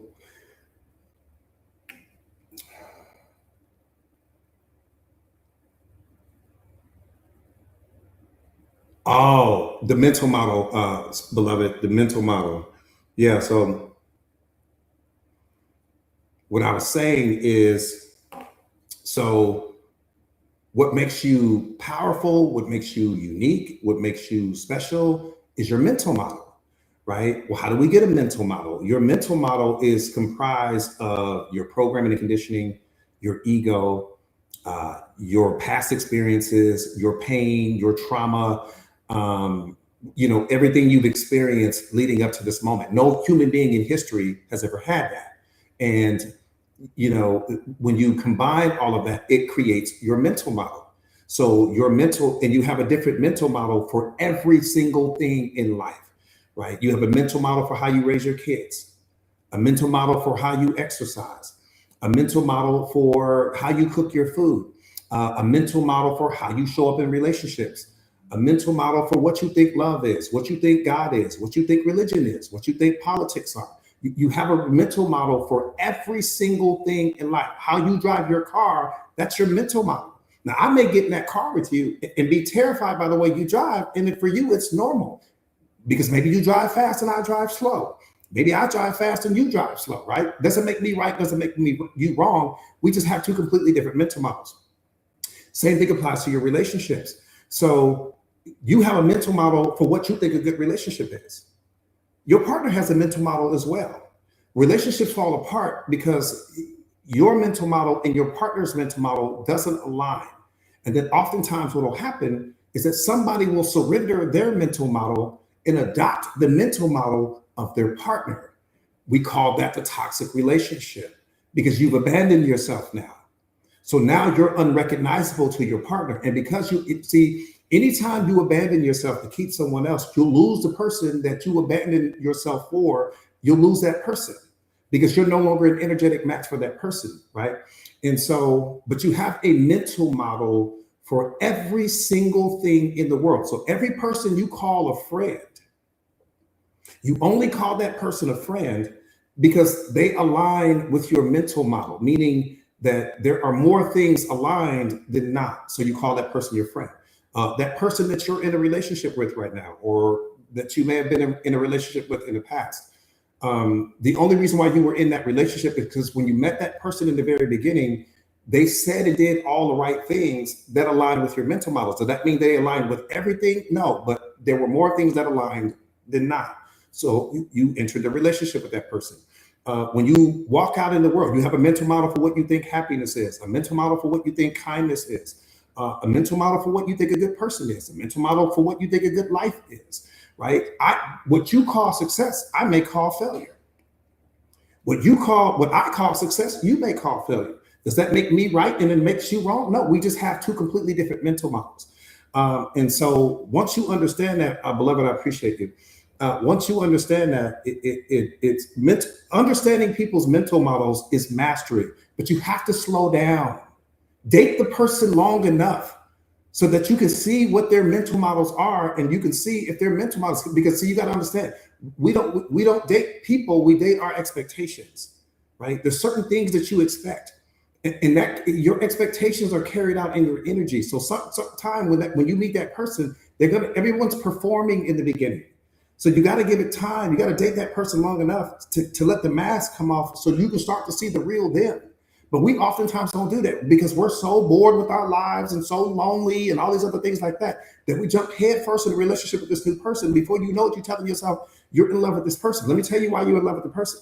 Because they align with your mental models. They lit all of your mental models up. Not because that's who they really are, but because that's who they thought you needed them to be. So that they could get whatever it is that they wanted from you. And then at some point in time, they went back to being who they really are. And now they no longer align with your mental models. And that's how we get hurt in relationships. Relationships don't fall apart because people's mental models are aligned. They fall apart because their mental models are not. Right? There are more things that are not aligned than things that are, and you want out of the relationship at that time.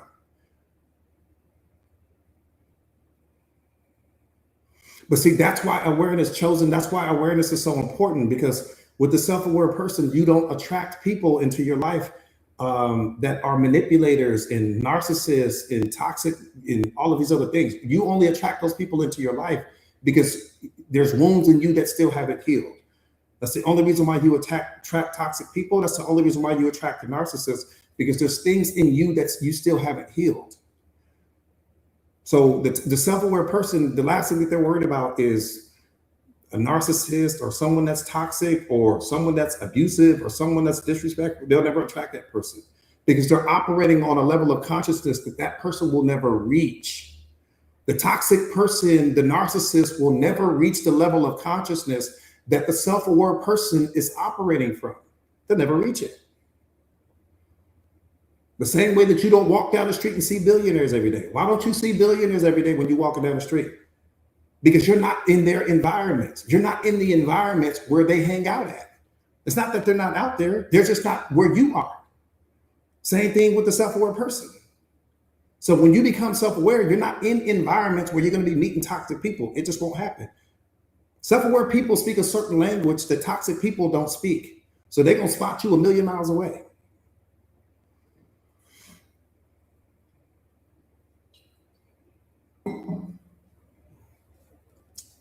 Right? Tasha, I see you.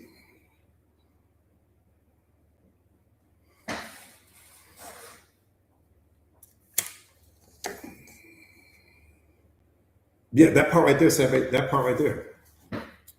That's part right there. Especially when you're talking about giving somebody access to your life and giving them access to your attention and your energy and your consciousness. Oh, the self-aware person is super protective over that. Because see, self-aware people don't rush. They're not in a hurry to get in a relationship with you because they enjoy their own company. They absolutely love being alone. They love it. I didn't say they love being lonely. Loneliness is something different. Loneliness is toxic. Being alone means that I enjoy my company and I enjoy the company of other people. Oh, I love being with me. I'm not in a hurry to date somebody. Hell no. I'm not in a rush to date anybody. I'm dating myself. Try that out and see how that works for you. I date me. I'm married to my purpose. So if you out of alignment with that, you ain't got a shot. Doesn't matter. I don't give a damn about how toxic you. You can be the most toxic person in the world to me. I won't never carry that. I'm not gonna pick that up because I will never be at the table where disrespect is being served. The first day is gonna be over with. One more time. You have to get up from the table when disrespected. Let me say this to you. Let me say this to you real quick. Let's talk lion to lion here. I've been to restaurants all over the world. And for some of you guys, so have you. I've been to restaurants all over the world. Let me tell you what I've never seen on the menu. I've seen steak on the menu, lobster on the menu, sushi on the menu. Let me tell you what I've never seen. I've never seen disrespect on the menu. Not one time. So if you won't find that on the menu, don't let it in your life. How you gonna serve me disrespect? And I'm gonna sit here at the table and just accept it? If you don't find disrespect being served at your favorite restaurant, don't let it be served to you in your life.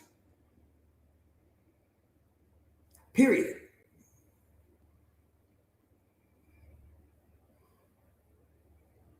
See, people respect who they can't disrespect, and people value people that value themselves. If you don't value yourself, you're going to be disrespected every time.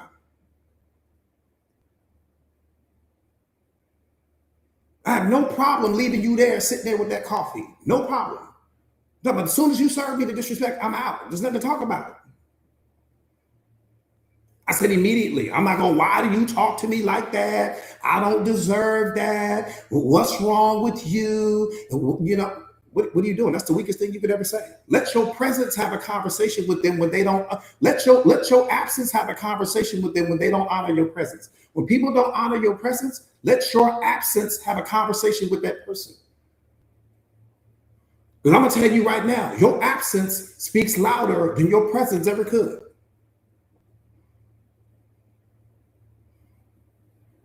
That part right there, Ladena, yeah. I'm going to let my tail lights have a whole conversation with you. They speak every language, so you won't miss it.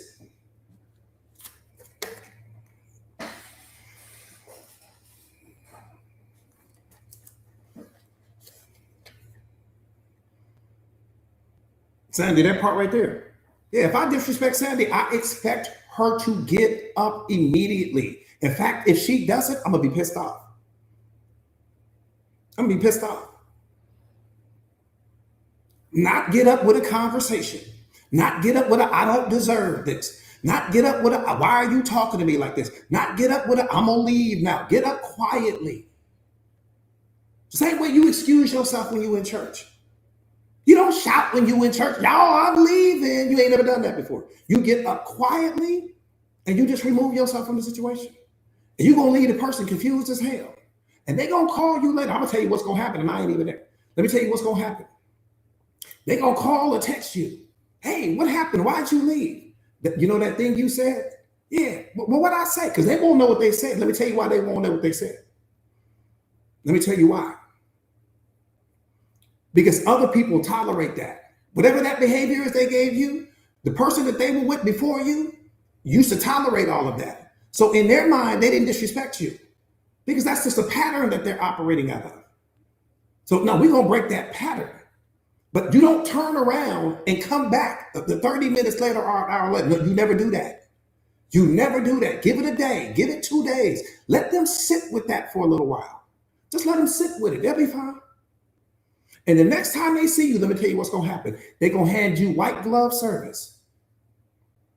They're going to talk to you. Their words going to arrive on a pillow. You know them little velvet pillows? Their words are going to arrive on velvet pillows after that, I promise you. Once you show that person, if you follow the formula I'm giving you, everything they say, they'll be so careful. So careful. They're going to monitor their words like ADT. You're going to think they got an ADT alarm system on their words. That's how careful they're going to be.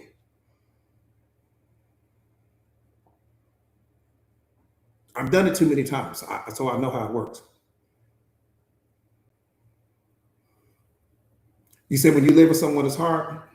No, yeah, it is because they've grown comfortable with that. So now, when you start standing up for yourself and you start, having boundaries. See, the only people that get upset with you having boundaries are the people that benefit from you not having any.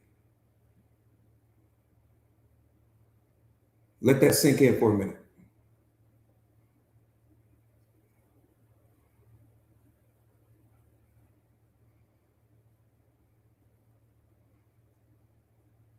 Sandy, now Sandy said something. Sandy said something that Sandy, I like that, beloved. I like that, Sandy. Sandy said, just walk out of the room. Go for a walk outside. Get in the car and go for a drive. Yeah, I see. What's up, beloved? So good to see you. Got my Yassi on the line. Do me a favor, real quick, you guys, and share or repost a live to your stories if you haven't already done so. Please, Lynn, what's up, beloved? Share or repost a live to your stories if you haven't already done so. Please. But see, that's the problem. They've gotten comfortable disrespecting you. So the moment that you said it's hard, your words had a conversation with me that they probably didn't mean to have. Latina Realtor, yeah, I like that, beloved. Yeah, you got to instantly remove yourself from the situation. But see, that's the problem when you're confined in that tiny house with that person or in that apartment with that person. They just gonna come and knock on the door where you are, want to talk about it, and they're gonna force themselves on you in that moment. I've seen it too many times, so I understand what she's saying. My thing is that how did it get to that place? That's the most important question. How did it get there? What version of you consistently allowed them to talk to you like that? That's who I want to talk to. I don't want to talk to the person. I want to talk to the version of you that made them feel comfortable disrespecting you in the first place. That's who we need to get rid of. We don't need to get rid of your partner. We need to get rid of the version of you that made them comfortable, even thinking that they can speak to you like that, to treat you that way. Because if we don't get rid of that version of you, you're going to continue to attract the same people, right? Same demon wearing a different face. Oh, I met this new person. He's going to be the same as the person you just walked away from. Ain't going to be no different.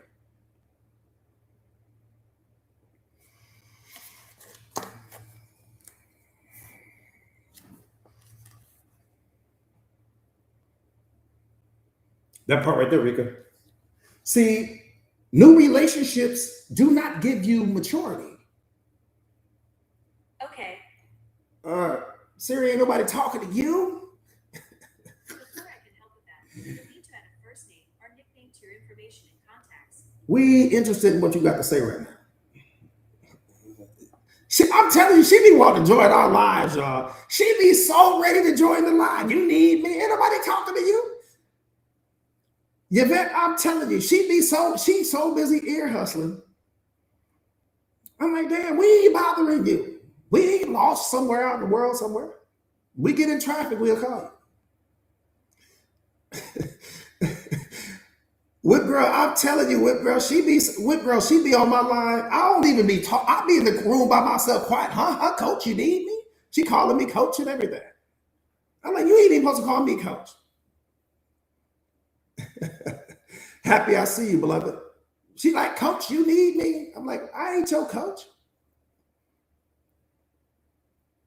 This made me her coach. I'm telling y'all, man, she be. I'm telling y'all, I be in the room by my Amy Tracy. I'm telling you, I ain't even asking for nothing. I'm in there asleep. Talking about what you doing and all of that. You ain't supposed to ask me what I'm doing. That's violating HIPAA laws and everything. Hey, you said something, Prayer B. Yeah, my little, she's super self-aware. Ooh, she's so self-aware. Ooh, she's so self-aware. Red, I'm telling you, she's so self-aware. She like, oh yeah, coach, you need to go teach this. She like, yeah, you need to let them know that one thing you said. That thing you said right there, yeah, you need to write that down. I'm like, hold up, man, wait a minute. You take the notes. You're supposed to be the one taking notes. How you got me taking notes? All right, let me get busy.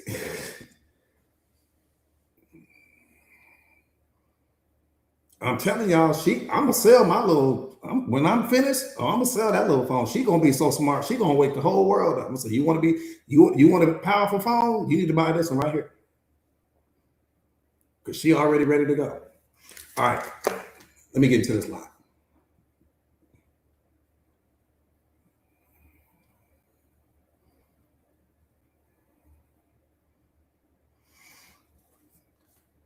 Nicole, I see, beloved. All right, let me get into this live. So one more time, new relationships do not give you maturity. New relationships magnify the immaturity you refuse to address.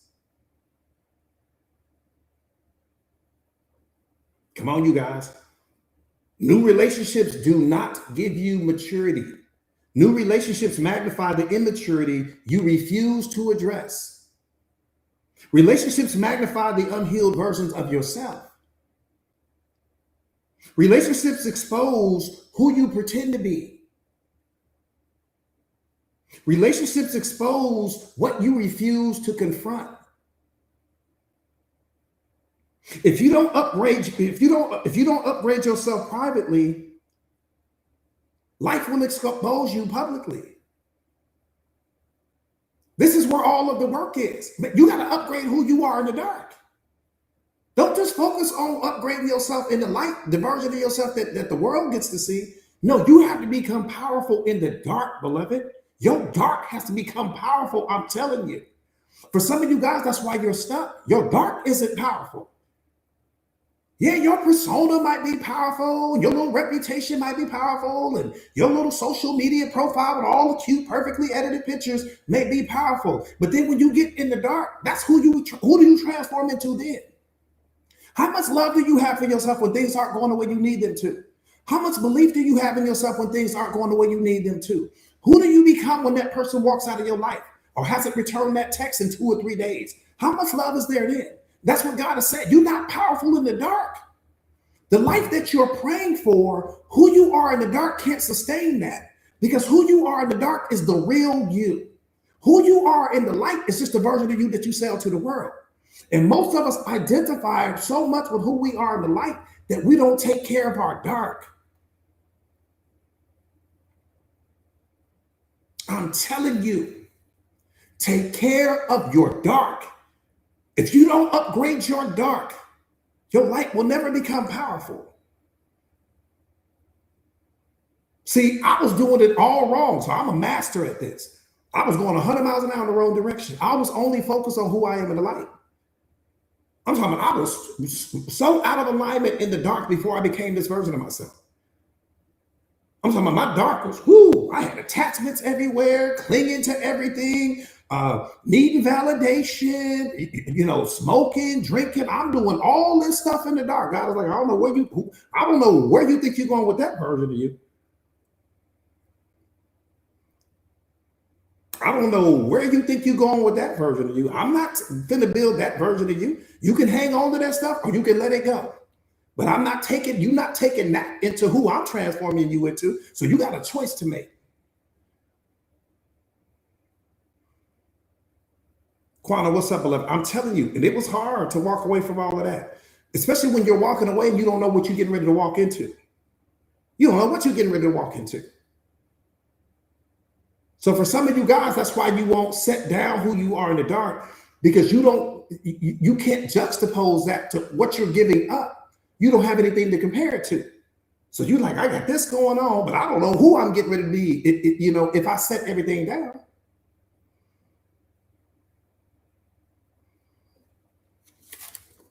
I'm telling you, the version of you that God is getting ready to transform you into is infinitely more powerful than who you are in the dark. It's embarrassing to even compare the two.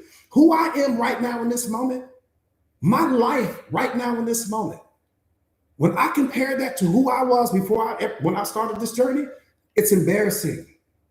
It's embarrassing. Jackie, what's up, beloved? Got my Jackie on the line. It's embarrassing. I'm just going to be honest with you. It's embarrassing. This version of me would run circles around who I used to be. It's embarrassing. To even compare the two is disrespectful. But see, you right now, where you are in your journey, you don't understand that. You don't understand that. I didn't understand it at the time. So this is where your faith comes in at. Yeah, Jackie's amazing. That's fam right there. I'm telling you.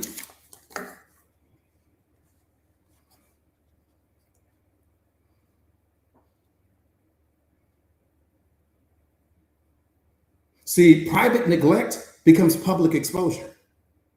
See, this is why God wants you to transform who you are in the dark before he hands you who you are getting ready to be in the light. Because you can't take all of those attachments and all of that clinging and addicted to the adult content and addicted to the drinking and addicted to the smoke. You can't do that. Not and go and lead his people. You're going to be the worst example in the world. Because then all of those people are going to believe that they can go and transform themselves and do it the way you've been doing it. They're going to see you doing all this stuff when nobody else is watching, and they're going to assume that they can do that as well. You have to become the example. I'm telling you now. You got to let go of who you used to be. See, that's the thing about, change is the essence of life. You have to be willing to surrender who you are now for who you can become tomorrow. I mean, that takes full surrender. For some of you guys, you haven't made the surrender, and that's why it's not happening for you. I'm going to tell you right now. So ain't no, oh, I'm stuck, coach. No, you're not stuck. There's something that you won't let go of. That's what stuck means. Stuck means that I'm trying to hang on to who I used to be and who I'm becoming at the same time. I'm trying to wait to see who's behind that curtain before I fully let go. It's never going to work that way. It's never going to work that way. See, you can fool me all day long. He sees everything you're doing. Your integrity has to be off the chain. To become the most powerful version of yourself, your integrity has to be off the chain.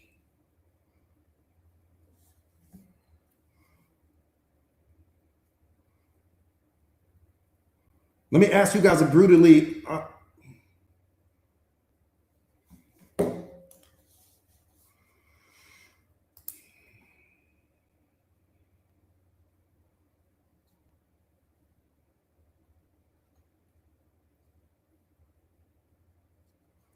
Let me ask you guys a brutally honest question. And if you don't feel comfortable answering the question, you don't have to.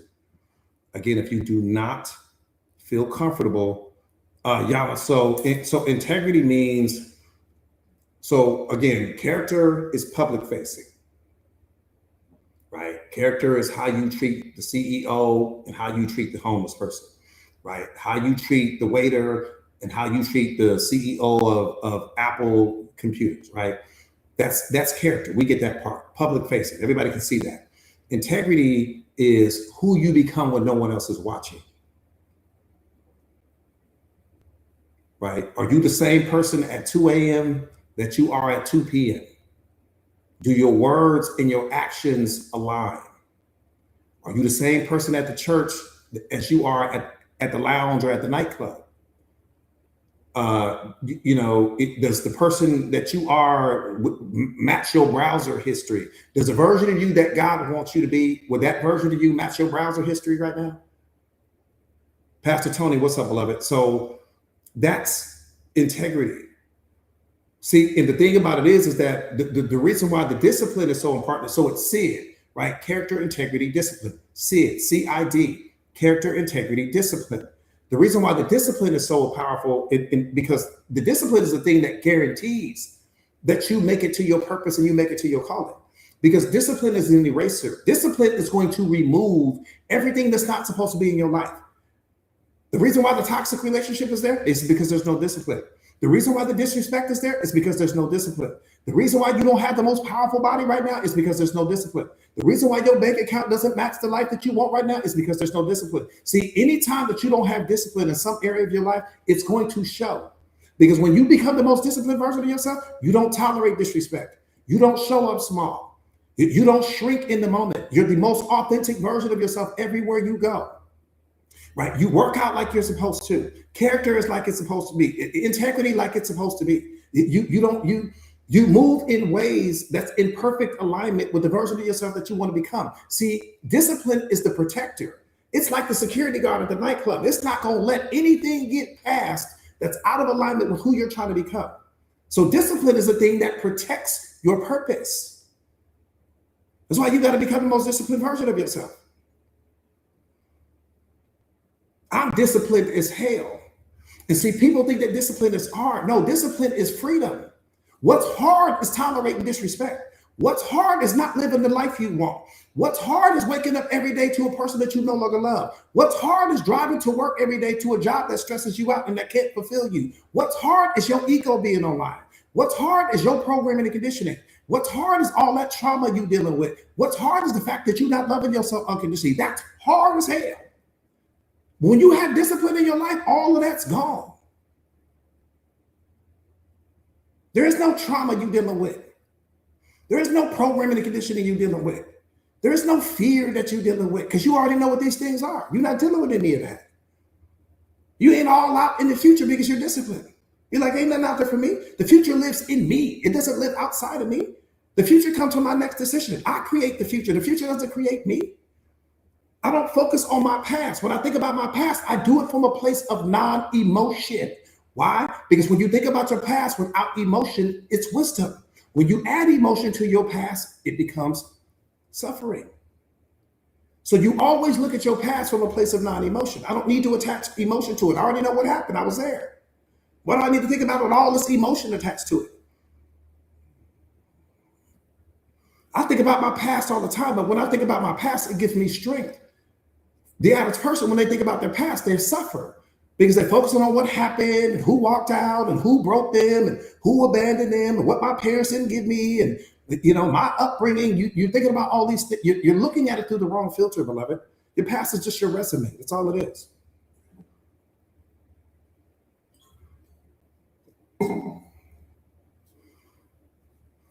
That part right there, Pastor Tony. So when you're looking at your past, you have to look at your past from a place of non-emotion. When you look at it from a place of non-emotion, you gain wisdom. When you look at it through the filter of emotion, you suffer. Because you're going to reactivate all of the emotions from that. See, here, let me tell you, let me qualify it. Let me qualify it in case you're struggling with it. Let me qualify it. Think about what I'm saying. Your mind knows that there's only this moment.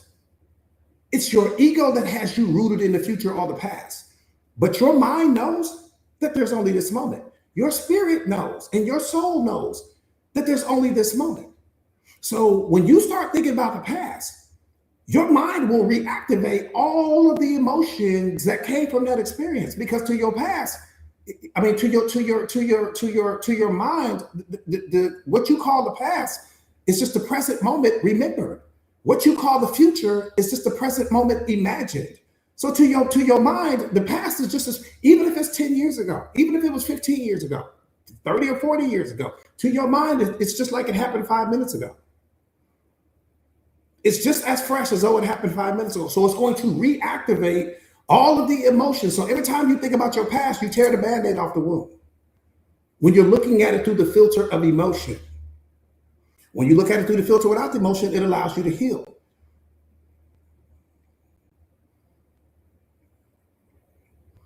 You only think you need to heal because you keep tearing the Band-Aid off the wound.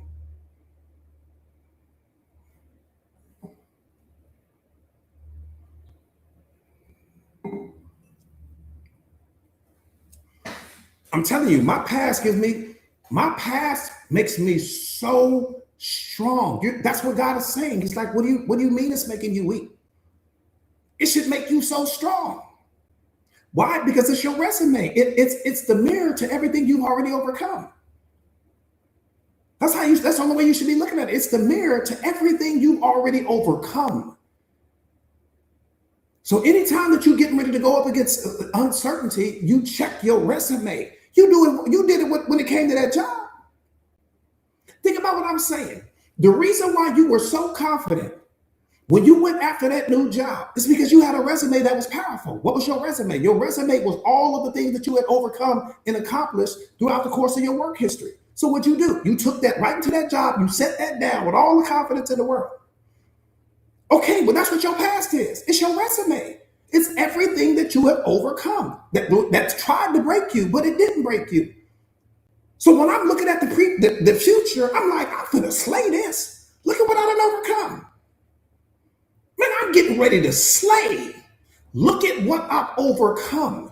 I wish I would have some doubt in me with all this stuff I've overcome. I wish I would bow to fear with all this stuff I've overcome. I wish I would. That's how you got to look at your past. It's your resume. It's the evidence. Great word choice, beloved. It's the evidence of what you can do and what you've overcome. Man, you got all this evidence. God is like, what you mean you afraid? What you afraid of? Look at what you didn't overcome.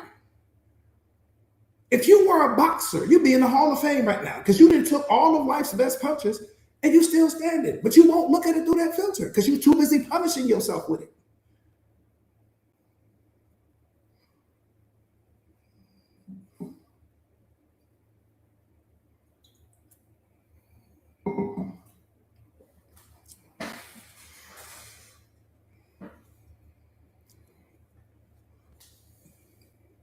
So I'm telling you, there's nothing wrong with your past. You just need to change your relationship with it.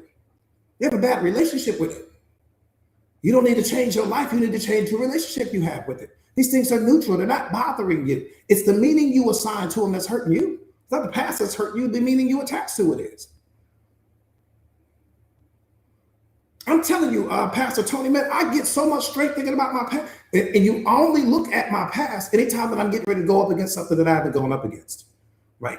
I'm getting ready to do something new, try something new, whatever. So I'm looking at my past like, oh yeah, run the play. Let's go. Yeah, we gonna shut this down. Yeah, oh yeah, we gonna shut this down. And it's just for me. It's the thing that God gave me. He said, look at all the things I pulled you through. How you lose faith in me? Look at what I pulled you out of. How you lose faith in me? How'd you lose belief in me? How'd you do that? You sitting here trembling and feeling all this trepidation in your life and in your mindset. For what? Look at everything you done overcome. Why aren't you confident right now? Why are you not believing in yourself right now? Look at everything we've overcome. Craig, I see you, beloved.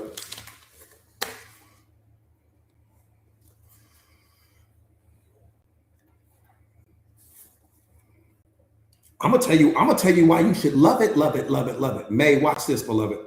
May, watch this, beloved. I'm gonna tell you why you should really love it. LaDana, watch this, beloved.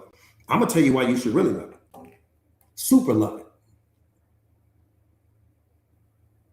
It brought you here.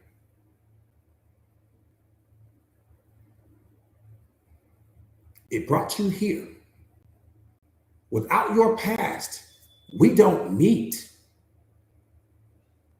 Without your past, our paths never cross.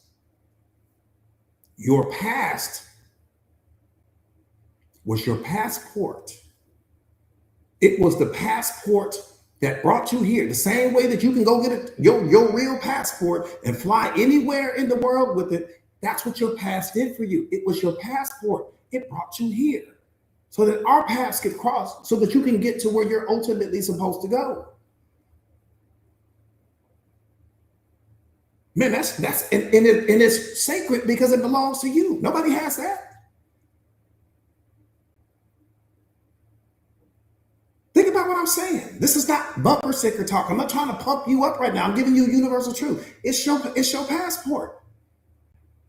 Without your let me say it this way so I know you don't miss it. If I took one thing out of your past, just one thing, you like, Coach, I didn't like how that went down. I said, okay, beloved, we removed that one thing. It alters your timeline. It pulls some wisdom out of you. It pulls some resilience out of you. It pulls some strength out of you. And then our paths don't cross now. Just that one thing. Any one thing that I remove from your past and our timelines don't align. You're going to be somewhere else in the world and I'm going to be somewhere else in the world, but our paths never cross. Everything had to happen exactly how it happened in order for us to meet.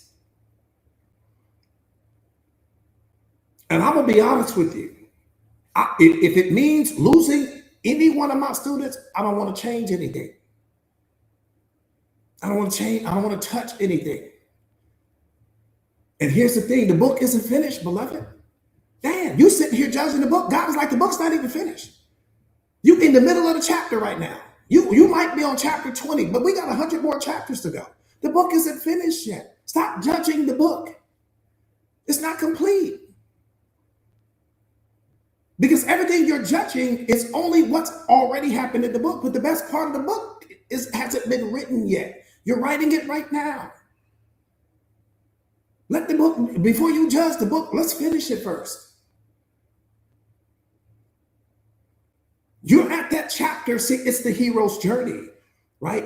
In the hero's journey is in every movie, right? The hero starts out and they're getting disrespected or getting bullied or something happened. They get abandoned. They get all of these things. And then somewhere along the way, they meet somebody, some teacher, some savior, some sensei, some stone, something that they meet, some rock. They come in contact with something that unlocks their inner powers.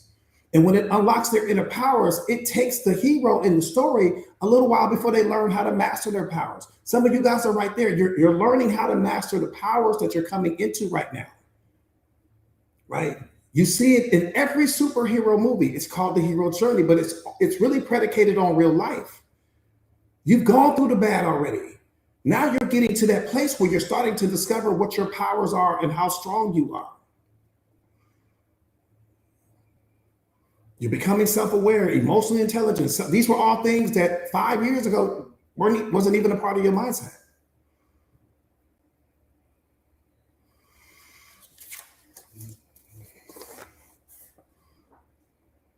Yeah, you just now becoming the hero. See, here's the thing. This is what God is trying to let us know. You are the hero in your story. There are no other heroes in your story. You're not waiting on somebody else to come. You are the thing that you have been waiting on this entire time. You just didn't know it. Paulina, I appreciate you, beloved. Yeah, Yvette, we didn't know. You know what I'm saying? And you know now, but we didn't know.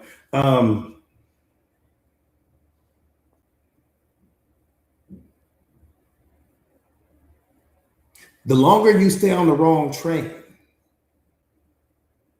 the more it costs you to get off.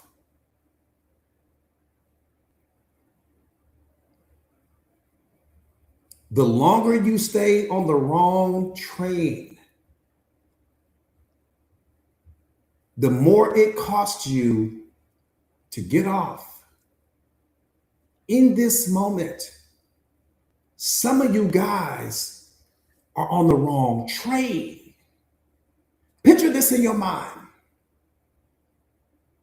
You get on this train, and at the time you get on the train, you're a little confused. You know, you're hoping that you got on the right train, but you're not 100% certain. So you get on the train and you find a seat. You're looking out the window. The train starts to take off. Now you got up at 4 a.m. that day, so you're tired. You fall asleep for about an hour. When you wake up, you see this beautiful scenery out the window. But something's off there. You see the train conductor and you say, hey, I'm trying to go to Washington. He's like, ma'am, this train is headed to Colorado. You like, what? Colorado? No, I don't want to go to Colorado. Instantly in that moment, you start to panic. And for every mile you stay on that train, it's taking you further from where you want to be. So the train conductor tells you, you can get off at the next stop and you can board another train to take you to your destination. And so you settle down a little bit. But as soon as that next stop comes, you get off immediately. In fact, you were one of the first people to get off. Freeze that thought. Why don't we do that in life? Why don't we apply that same mindset when it comes to relationships? Some of you guys are on the wrong relationship train. It's taking you further and further and further away from the version of yourself that God created you to be.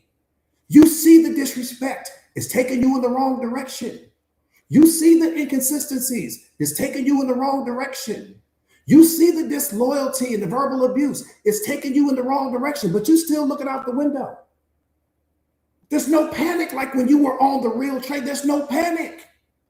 The person can't meet you where you want to be met. It's taking you in the wrong direction. You got to show up small and walk on eggshells. It's taking you in the wrong direction. And still, you look out the window enjoying the scenery. No panic to get off the train. But when it comes to the real train, you won't stay on that train for anything. Just imagine if you took the same mindset from the real train and brought that to every relationship you have, whether that be with your friends, whether that be with your coworkers, or whether that be in your romantic relationships, where you never stay on the wrong train. Because how can you become the most powerful version of yourself if you keep riding on the wrong trains?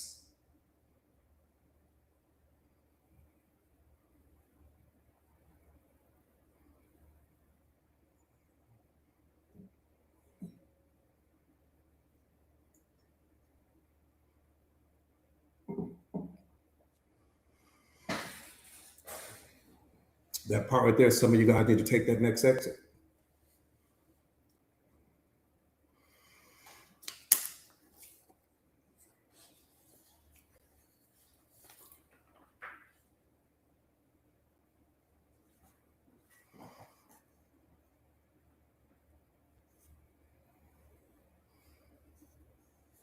See, the person that makes you feel safe isn't necessarily safe. They are familiar. And the difference between those things is the reason why you keep ending up in the same relationship with people who are just wearing a different face to the same old patterns. And if you're brutally honest with yourself, you'll see that most of your relationships end the same way. They start out in sheer bliss, but they end in chaos. The very person that you used to be in love with, you probably can't even stand that person today. The person was never designed to be your forever. They were your classroom. Not your forever, your classroom. They were there to teach you where unconditional love didn't exist. They were there to expose where your boundaries didn't exist. They were there to expose where the self-respect didn't exist. Let me tell you what happened to you. Your nervous system was programmed in childhood by the very first people that were supposed to love you.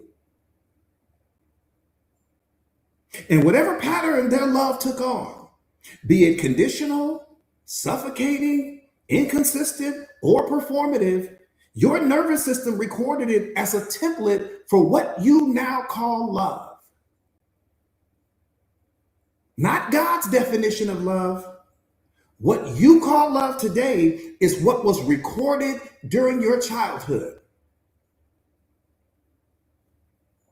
See, self-awareness, and here's the thing, every person that you attract into your life right now, they're coming because of what that definition of love that you carry. In other words, it's called your love template. So your love template was recorded during childhood. What you call love came from the type of love that you experienced during childhood. Whether you called it good or bad, it doesn't matter. And every single person that you meet, you only meet that person because they match your love template. And when you see someone and you get the butterflies in your stomach, those aren't butterflies in your stomach, beloved. That's your nervous system lighting up because it found a perfect match for your love template. That person that you call the one was never the one. They were just the one that matched your love template. Meaning, that they experienced a similar brand of love to the love that you had experienced. So you thinking, "Ooh, I found the one. Ooh, I'm so attracted to him." No, you're not attracted to the person. That's your nervous system's way of letting you know that that person is a perfect match for you and the brand of love that you've experienced from childhood. Again, that could be the best and most amazing love. It could be something different. I don't know because I wasn't there. Newsflash: self-awareness is going to cost you your comfort zone. It's going to cost you all of your excuses.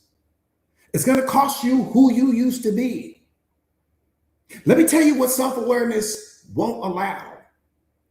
It won't allow you to ignore the red flags anymore. It won't allow you to tolerate disrespect. It won't allow you to see people, through their potential and not through the patterns.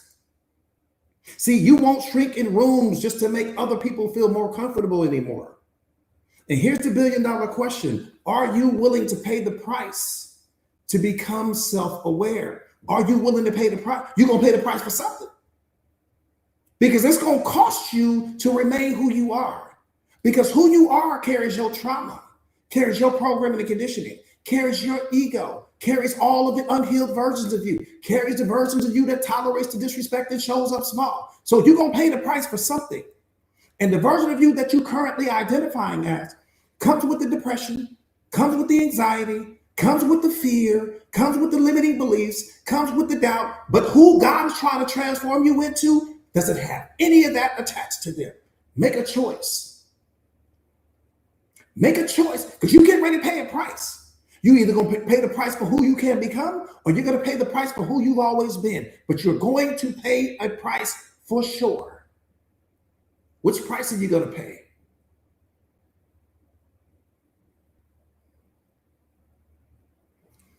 Yeah, Lena, you came a long way, beloved. You came a long way, beloved.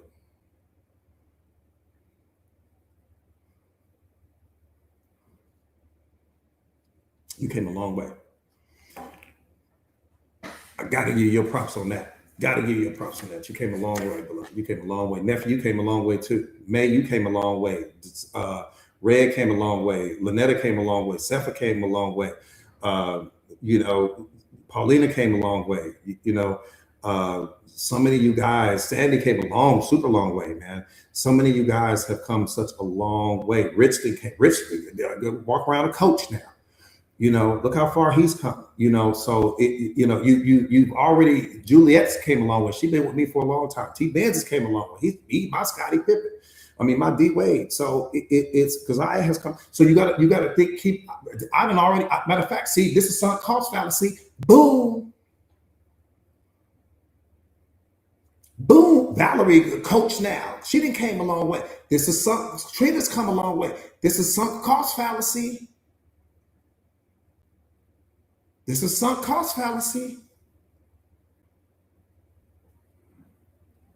See, sunk cost fallacy is most people stay stuck because they assume, well, I've been doing this thing for so long. I've been in the relationship for 5 years now. I might as well keep staying in it. I've been in the relationship for 10 years now. I might as well stay in it. I've been reading the book and I'm 10 chapters in. I might as well finish it. False.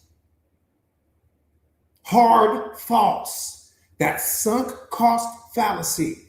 If the thing isn't growing you, if it's not expanding you, if it's not helping you to get to who you ultimately want to become, let it go now. Don't waste any more time. Don't wait all that. I've been with him 20 years. I might as well finish.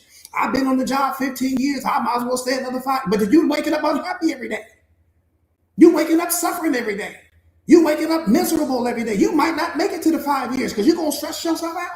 See, that's sunk cost fallacy. See, we've been programmed and conditioned to believe that because we have so much emotional time and mental time and all this energy invested in certain things that we might as well see it through. No, you don't see it through. If it's no longer serving you, if it doesn't make you happy, if it's not growing you, set it down. Don't finish the book just because you paid for it. Damn that little $20 that you paid for the book. What's that time costing you? What's that energy costing you? What's that unhappiness costing you every time you put the book up and you really don't want to read it? What is that costing you? Have you not measured the price of that? What is it costing you to stay in a relationship that makes you unhappy, that makes you unfulfilled, that makes you feel like you're not even seen? What is that costing you? See, we never measure that cost. We always look at, oh, I might as well hang in there and stay a little bit longer. No, it's too expensive. No, you set it down. If I'm at a restaurant, let me give you a good example of it. If I'm at a sunk cost fallacy, let's say I'm at a restaurant and I paid $200 for this meal. The meal is terrible. And I get halfway through the meal. I'm not going to say, well, I paid $200. I might as well finish this meal. No, I don't enjoy this. I don't like this meal. I don't like the ambiance and what's happening. I don't like the way I'm being treated. I'm not going to stay just because I paid a certain price. That's what sunk cost fallacy is. I'm leaving and going somewhere with my time, my precious time that I can't get back. I'm going to take my time somewhere where I'm going to enjoy the meal, where I'm going to enjoy the company, where my presence is going to be honored in that moment. That's sunk cost fallacy. And so many people of us fall victim to that. We stay at jobs longer than we need to. We stay in relationships longer than we need to. We stay around friends longer than we need to, because in your mind, you're thinking, I got all this history with this person, so I might as well keep letting them be my friend or letting them be my partner. Hell no. If the person doesn't add value to it anymore, it's time to bounce. Period. Because I can always start over, but I can never get that time back.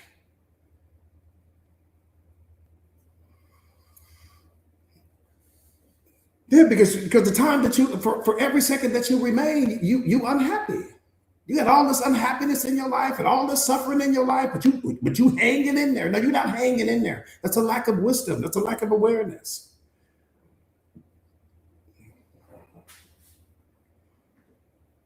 Yeah, I can always start over, beloved, but I can't get my time back. I'll go start something new, something that's going to bring me joy, peace, and happiness when I'm doing it. You don't stay just because you got a little bit of time invested. No, hard no. If it doesn't serve you, that's like you watching a movie. Ooh, we paid $20 to see this movie, so we might as well stay. It's halfway through the movie, but y'all can't stay in the movie. You sitting here suffering through the movie. No, go do something that with that time that you're going to actually enjoy. That's the problem. See, when you don't value your time, other people won't value it as well. The only reason why we would do that is because you don't value your time. You don't know the price of your time.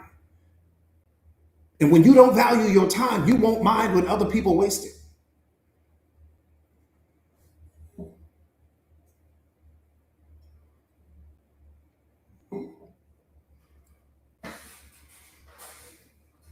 May I see you, beloved? Lynetta, I see you. Yeah, you don't never stay. Hell no. Melissa, I see you, beloved.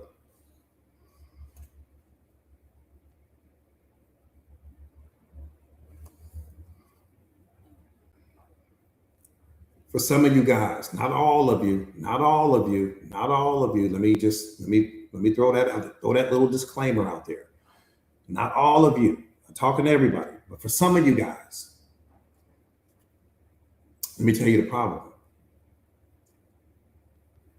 Essence, I appreciate you, beloved. Do me a favor real quick, you guys, and share or repost the live to your stories. If you haven't already done so, please share or repost the live to your stories if you haven't already done so. Let me tell you guys one of the biggest problems. Your net worth quietly became your self-worth.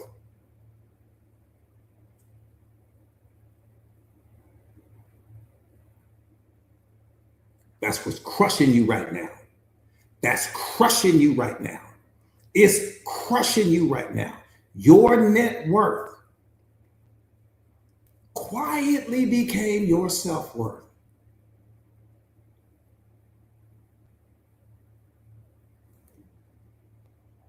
The moment that your self-worth becomes dependent on performance, success stops feeling like a reward and it started feeling like survival. When your identity is attached to achievement, every win becomes temporary and every loss becomes personal. See, most people don't fear failure because of what they might lose. Most people fear failure because of what it might say about them.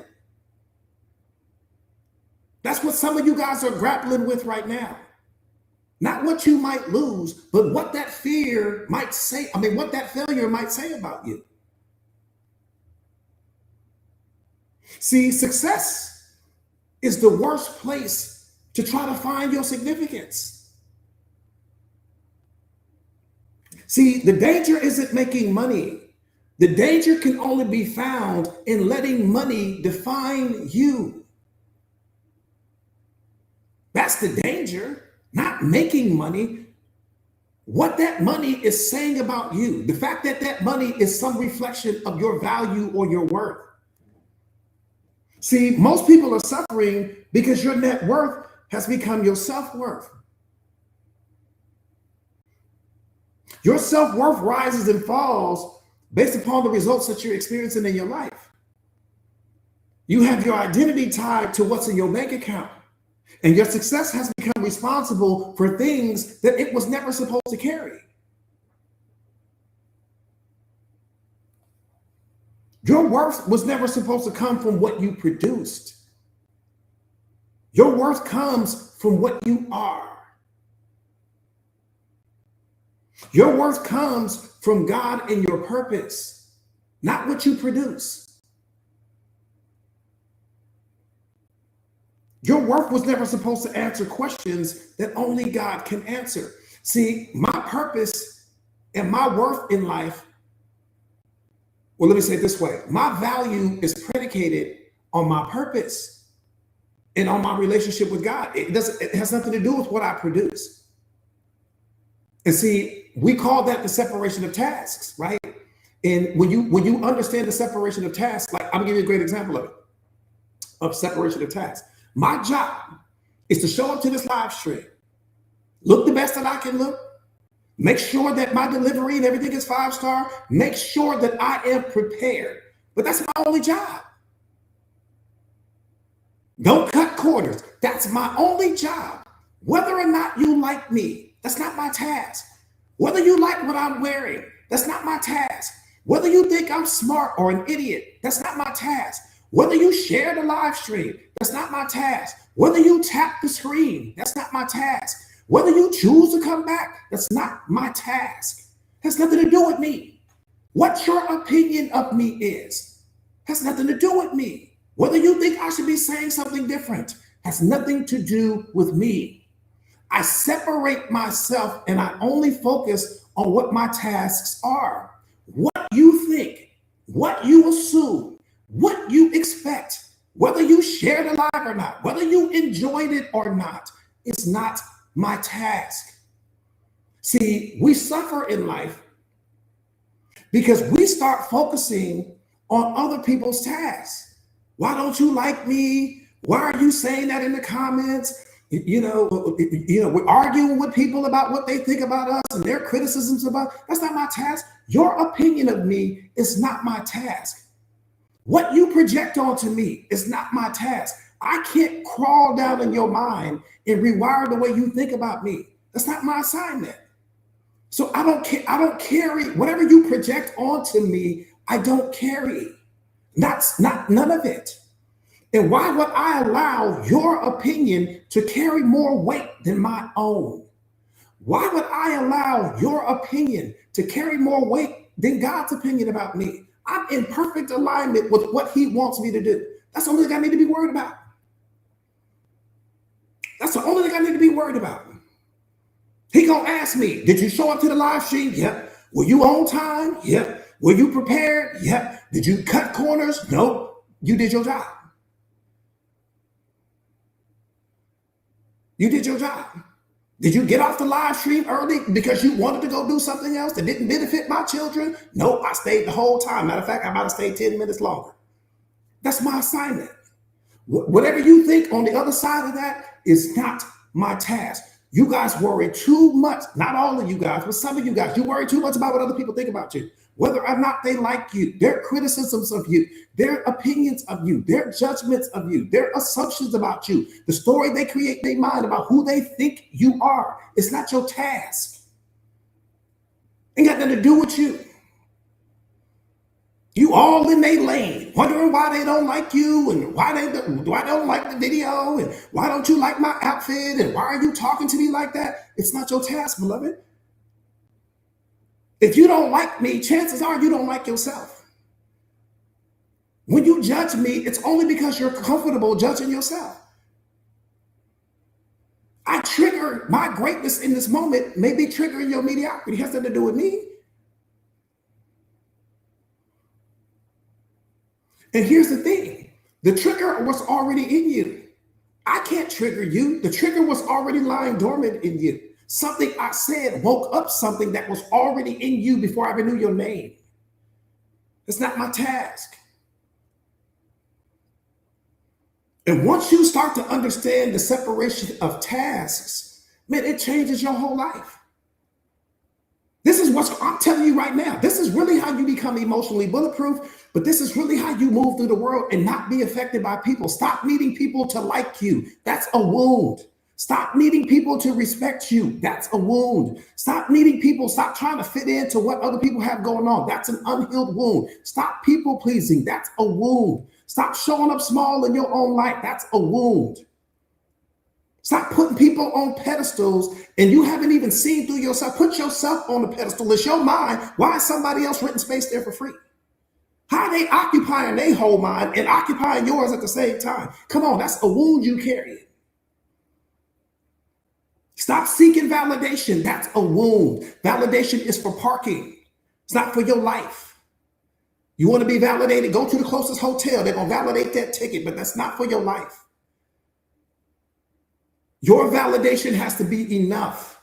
Your love has to be enough. Your happiness and your belief in yourself has to be enough. Because if your love can't sustain you, you're in trouble.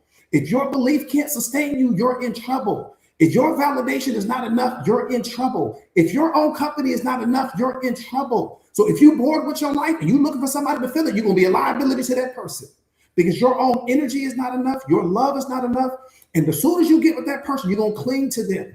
You're going to transform into everything they want you to be. You're going to lose yourself like you didn't do it. It's not enough. If you are not enough for you, you'll never be enough for someone else.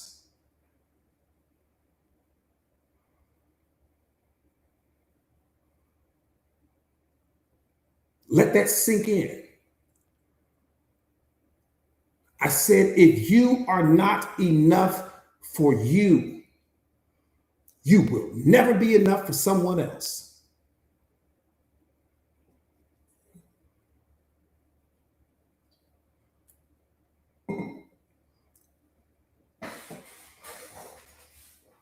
How you gonna be good enough for somebody else and you ain't even good enough for yourself? You've been with yourself your whole life.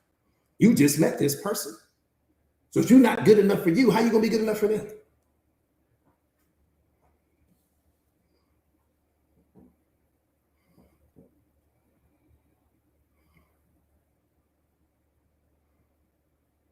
Yeah, I told y'all we breaking the phones today.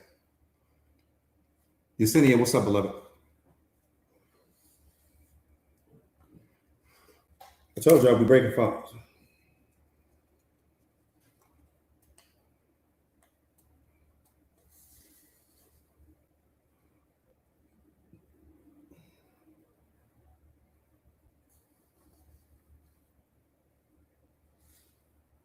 All right, let me set my mic down.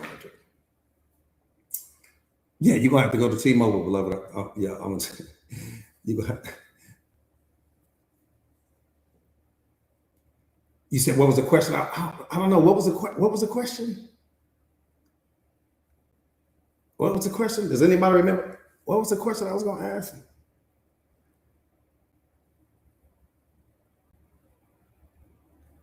I don't know. Let me see if something triggered. Yeah, and switch up. You said I wanted to ask a question. Tracy, I'm telling you, they go fast, huh? I'm talking about we knocking on 3 hours. I promise you don't feel like it. That's how you know when you're in your purpose. That's how you know when you're in your purpose. I watch movies sometimes. I'm like, damn, this movie long. But it don't feel like that when I'm on a live with you guys. I'm telling you, it go, wow. I look at the 3 hours, it's out of there. I don't even see how I could do an hour. An hour would feel like 5 minutes to me. An hour would literally feel like 5 minutes to me. I'd be like, hey, what's up, y'all? All right, it's over with. Trying to see if something would trigger. Ella, what's up, beloved? That part right there, Tracy, I'm telling you, Tracy, we be jamming on this bad boy. And you be right there with me, step for step. Yeah, y'all gonna need that.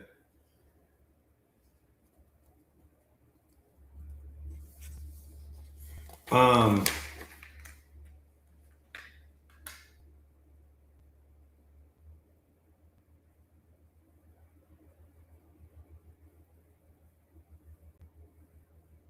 right. I said some of you guys might not want to answer it.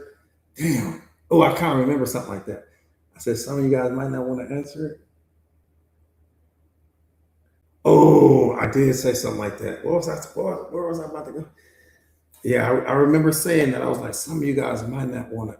Oh, it was, wait a minute. Boom, that's my Maywood right there. That's my Maywood right there. Don't tell me nothing. I'm saying don't say nothing about her. You better not. No, I thank you, beloved. Thank you, beloved. Thank you, beloved. Thank you, beloved. Thank you. Yeah, that's what I was going to ask. Thank you for that. Seriously, she see, people can trigger you positively or negatively. It's every time you're triggered, it's not necessarily just something negative. But what I was going to say is, how many of you guys are struggling right now with adult content? And it's okay if that's a struggle for you. Again, you don't have to answer the question if you don't want to. But if it's something that you really want to sit down and it's been a struggle for you to sit that down and you don't really know, like, damn, coach, I'm trying, man. Every time I watch it, I say this is going to be the last time. And something happens and I fall back into the trap. I say it's going to be the last time. Something happens and I fall back into it. If that's something that you struggle with, I have a solution for you. For you as cannabis, no, I get it. I have a solution for you that you'll grow. Yeah, you'll grow out of it. Again, if it's something that you said you got it with the smoke. Because I know I feel you. What's going to happen is that as you guys ascend, right, in your awareness, all of that will things will just fall off on their own. Things will just fall off on their own. You say it's wine. Yeah, things will just fall off on their own. But I want you guys to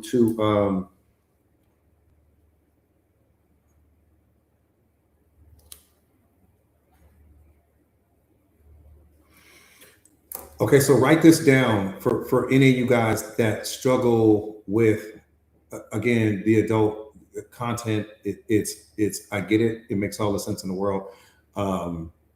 So there's an app, right? There's an app and it's called Majiri, right? There's an app called Majiri, right? It's spelled Magiri.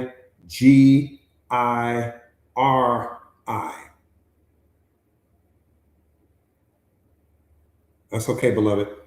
Let me say that one more time. Magiri. That's it, Lena. That's it right there, beloved. Okay, let me tell you about Majiri because I've helped so many of my clients with Majiri. What makes Majiri so powerful is when you download the app, it's an adult content. No, with the M, Craig, with the M, beloved, with the M, like Michael. I apologize because I know that sounded, I can only imagine how that sounds coming on the other side. So I apologize about that. But with an M like Michael, Majiri. And so what Majiri, uh, there you go, Tara, you got it, beloved. What Majiri is it is an adult content blocker. So you want to put it on all of your devices. I'm talking about this thing is so sophisticated. It's an adult content blocker. Here's the thing. If you really want to get rid of it, if you really want to stop doing it, there's a feature on the app where no matter what, you can't delete the app. Because what's going to happen is in that moment of weakness, in your mind, you're thinking, I'm going to just delete the app, right? I'll just get rid of the app and then I'm going to go do my thing. But with Majiri, you won't be able to delete the app. Right? There's a feature on there that will literally keep you from being able to delete that app. And here's the thing, they have a tracker on there. And every day they're going to send you a reward, right? They have all of these little things and different things like that. It's a phenomenal product for anyone. Do I get paid for them? No. Do they sponsor me in any way, shape, or form? No. I'm only bringing this to you guys because it has helped so many of my clients. They're going to send you alerts. They're going to send you keep going messages. There's things that you can text in the app and all this other stuff like that. It's going to track how many days you've been adult content free. It's going to do all of those things, but it's going to block your ability to reach for that, right? To be able to do that and put it on all of your devices. So if you got 2 phones, put it on both phones. If you got 2 phones and a computer, put it on both phones and the computer, and it will totally shut down every single adult content website. You won't have access to those things. If you have a kid that is struggling with that, put that on their phone and they won't be able to get to it. And they won't be able to remove the app whatsoever. And I'm telling you right now, it's amazing. And then I'm gonna tell you what's gonna happen. What's gonna happen with your brain is once your brain knows that it can no longer have access to a particular thing, it will start to find other ways, right? Use that energy to now go to the gym. Use that energy to go for a walk. Use that energy to go, to start working on yourself and just do different things that take you out of that state. Because the only reason why you reach for that adult content is because you're triggered in that moment, right? You're stressed out about something. The world isn't going how you need it to go in that moment. That's it, Rosie. Majiri. Pin Majiri that Rosie has right there. I want to make sure you guys spell it correctly. Right. And again, so I've got so many of my clients right now, 6 months free, a year free of no adult content watching and stuff like that. But again, it happens because you get triggered by stress. Right. Anytime it can be the simplest thing. Something didn't go right. A bill didn't come right.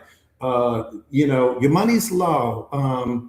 You fell out with your significant other. But what you have to understand is that the adult content is changing your relationship with your partner.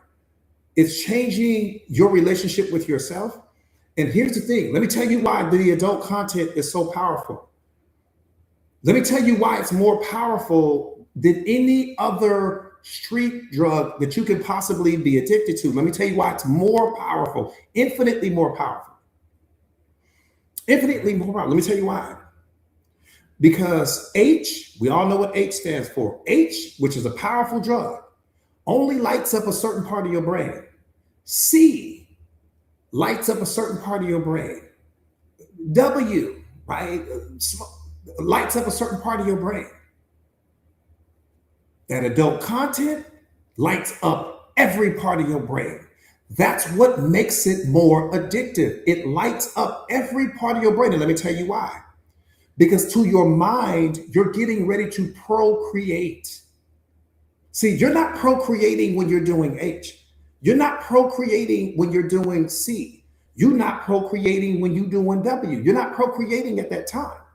But to your mind, when you're getting ready to watch the adult content, again, your mind can't differentiate between fact or fiction. So when you're getting ready to do the adult content, your mind assumes that you're getting ready to procreate, which means that it's going to find. That's why, because think about when you're having real intimacy with the person, right? And you're really getting rid of it. You get it. So every part of your body gets involved. And this is why it feels so good when you do it, because it involves all of the receptors in your mind versus the street drugs and different things like that. They only light up a certain part, a very small part of your brain. But because your body is under the impression that you are getting ready to procreate, because you are, right? You're still having that climax. So to your mind, it's getting ready to unlock everything. It's more addictive, 10 times more addictive than anything you can buy on the street. That's why they give it away for free. Why do you think they give it away for free? You ain't wonder why they don't charge you for it? Look at all of the different adult content sites. They don't charge you anything. They give it to you for free. Why? Because they know once you start watching it and once they get you hooked, it's hard to get off of it. And that's why the Majiri is so powerful, because it will block out all of that. See, once something is no longer an option for your mind, you'll stop thinking about it. I'll give you a perfect example of what I'm saying. I'm gonna give you a perfect example of what I'm saying. Let's just say you addicted to H, right? You addicted to H. We in this airplane, we flying over the water and all this other stuff like that. And the pilot starts hollering, Mayday, Mayday, Mayday, Mayday, right? This plane getting ready to go down. We get ready to have a water land. Everybody in the plane terrified. We all terrified. Everybody screaming and yelling and all this other stuff like that. We thinking about the end. That plane goes down. When the plane goes down, everybody in the plane dies except for you. You're the only one that make it. And you wake up because you wake up, you were unconscious, you wake up, now you on this island by yourself. You surrounded by water. Let me tell you what won't happen. You won't be thinking about that drug. The last thing in your mind will be that drug. Why? Because your brain knows it's not an option. The only reason why your brain thinks about the adult content because it knows that it's an option. The only reason why it thinks about the W is because it knows it's an option. When your brain is in survival mode, it's not thinking about all that stuff. It ain't thinking about no H. It's thinking about how the hell we gonna get off this island.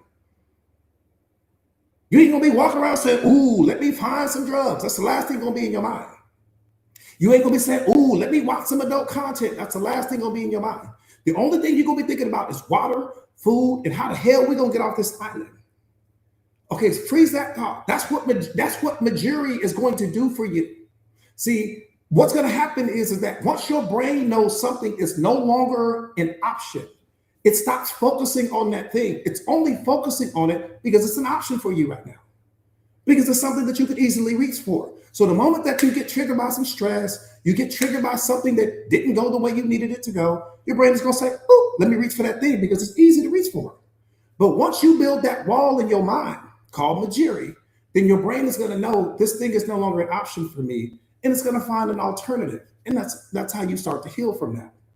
Yeah, it might be shopping, beloved. It might be whatever. You know what I mean? Lynette, I know you love to shop, but you be looking 5-star, beloved. If shopping is your addiction, I don't ever want you to stop that, because you be looking 5-star on your lives.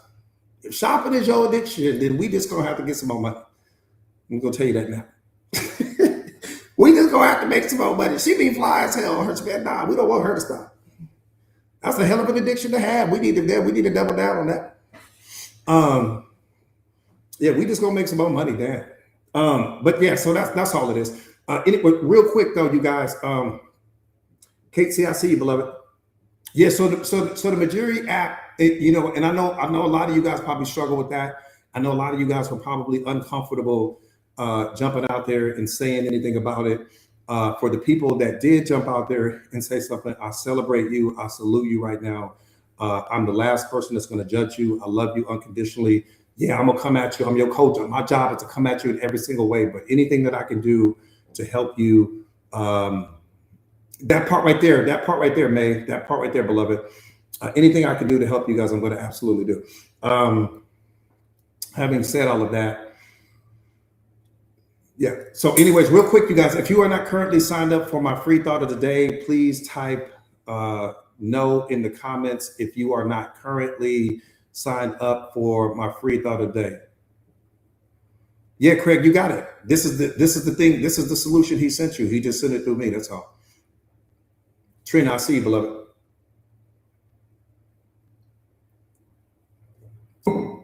Milagro, I got you, beloved. Yeah, if you guys are not signed up for my free thought of the day, please, you're not going to want to miss it. You're not going to want to miss it. You won't want to miss it.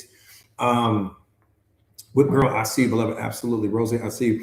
So the free thought of the day, the whole purpose of the free thought of the day, and the reason why we created it is so that you wake up inspired.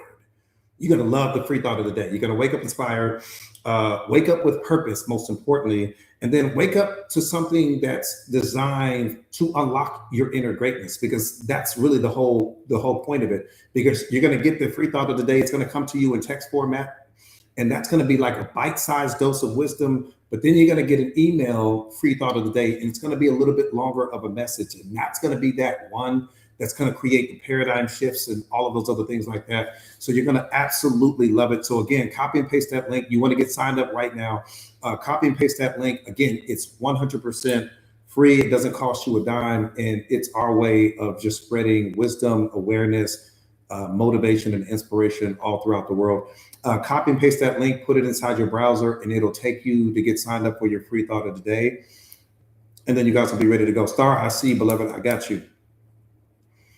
Again, copy and paste that link, put it inside your browser, you guys, and it will take you to get signed up for the free thought of the day. And you're going to absolutely love it. Wake up inspired, motivated, and wake up to something that's making constant deposits into you.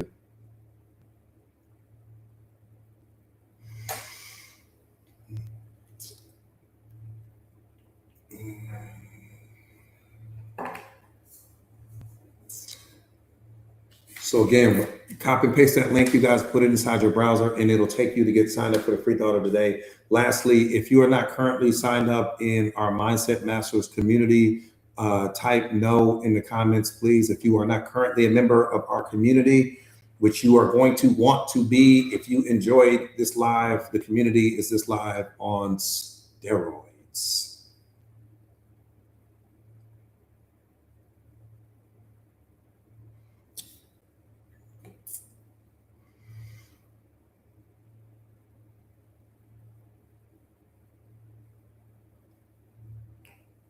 Pluto, I got you.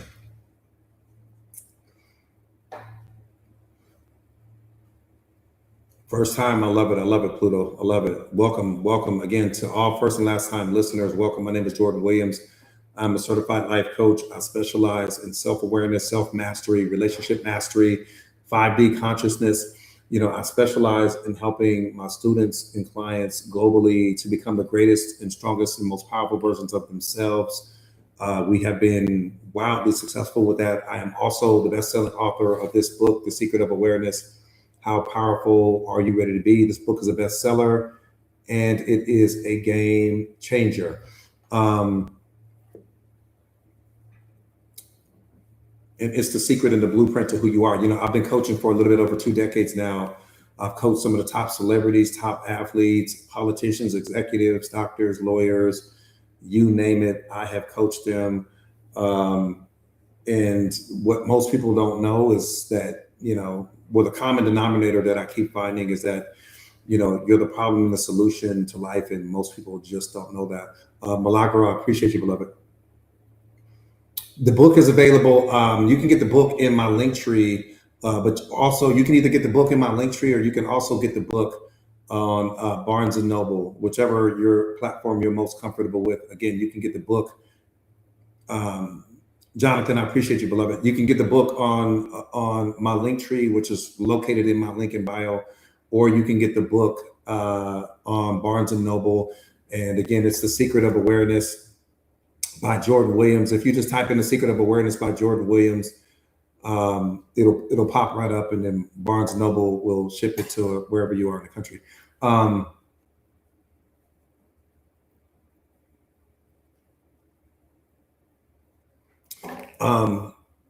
So again, other than that, you guys, I think we're gonna get out of here. I think we got it pinned up. Again, type no in the comments real quick if you are not currently signed up in Jordan Williams, beloved. Jordan Williams, The Secret of Awareness. How powerful are you ready to be?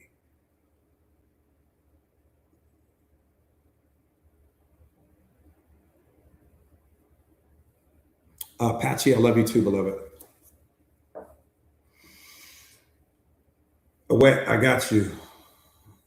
Yeah, that consistency is. America said you said you want a one-on-one. Okay. Other than that, I will see you guys tomorrow. I will see you tomorrow. What's tomorrow? What we got? Tomorrow's Thursday. Yeah, this week is coming in hot. I'll see you guys tomorrow.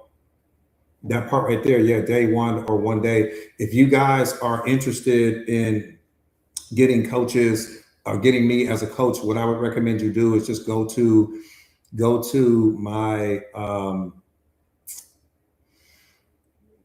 link in bio and get signed up for the Mindset Masters community. And when you get signed up for the Mindset Masters community, you're going to get a discount on me as your coach coming through the Mindset Masters community.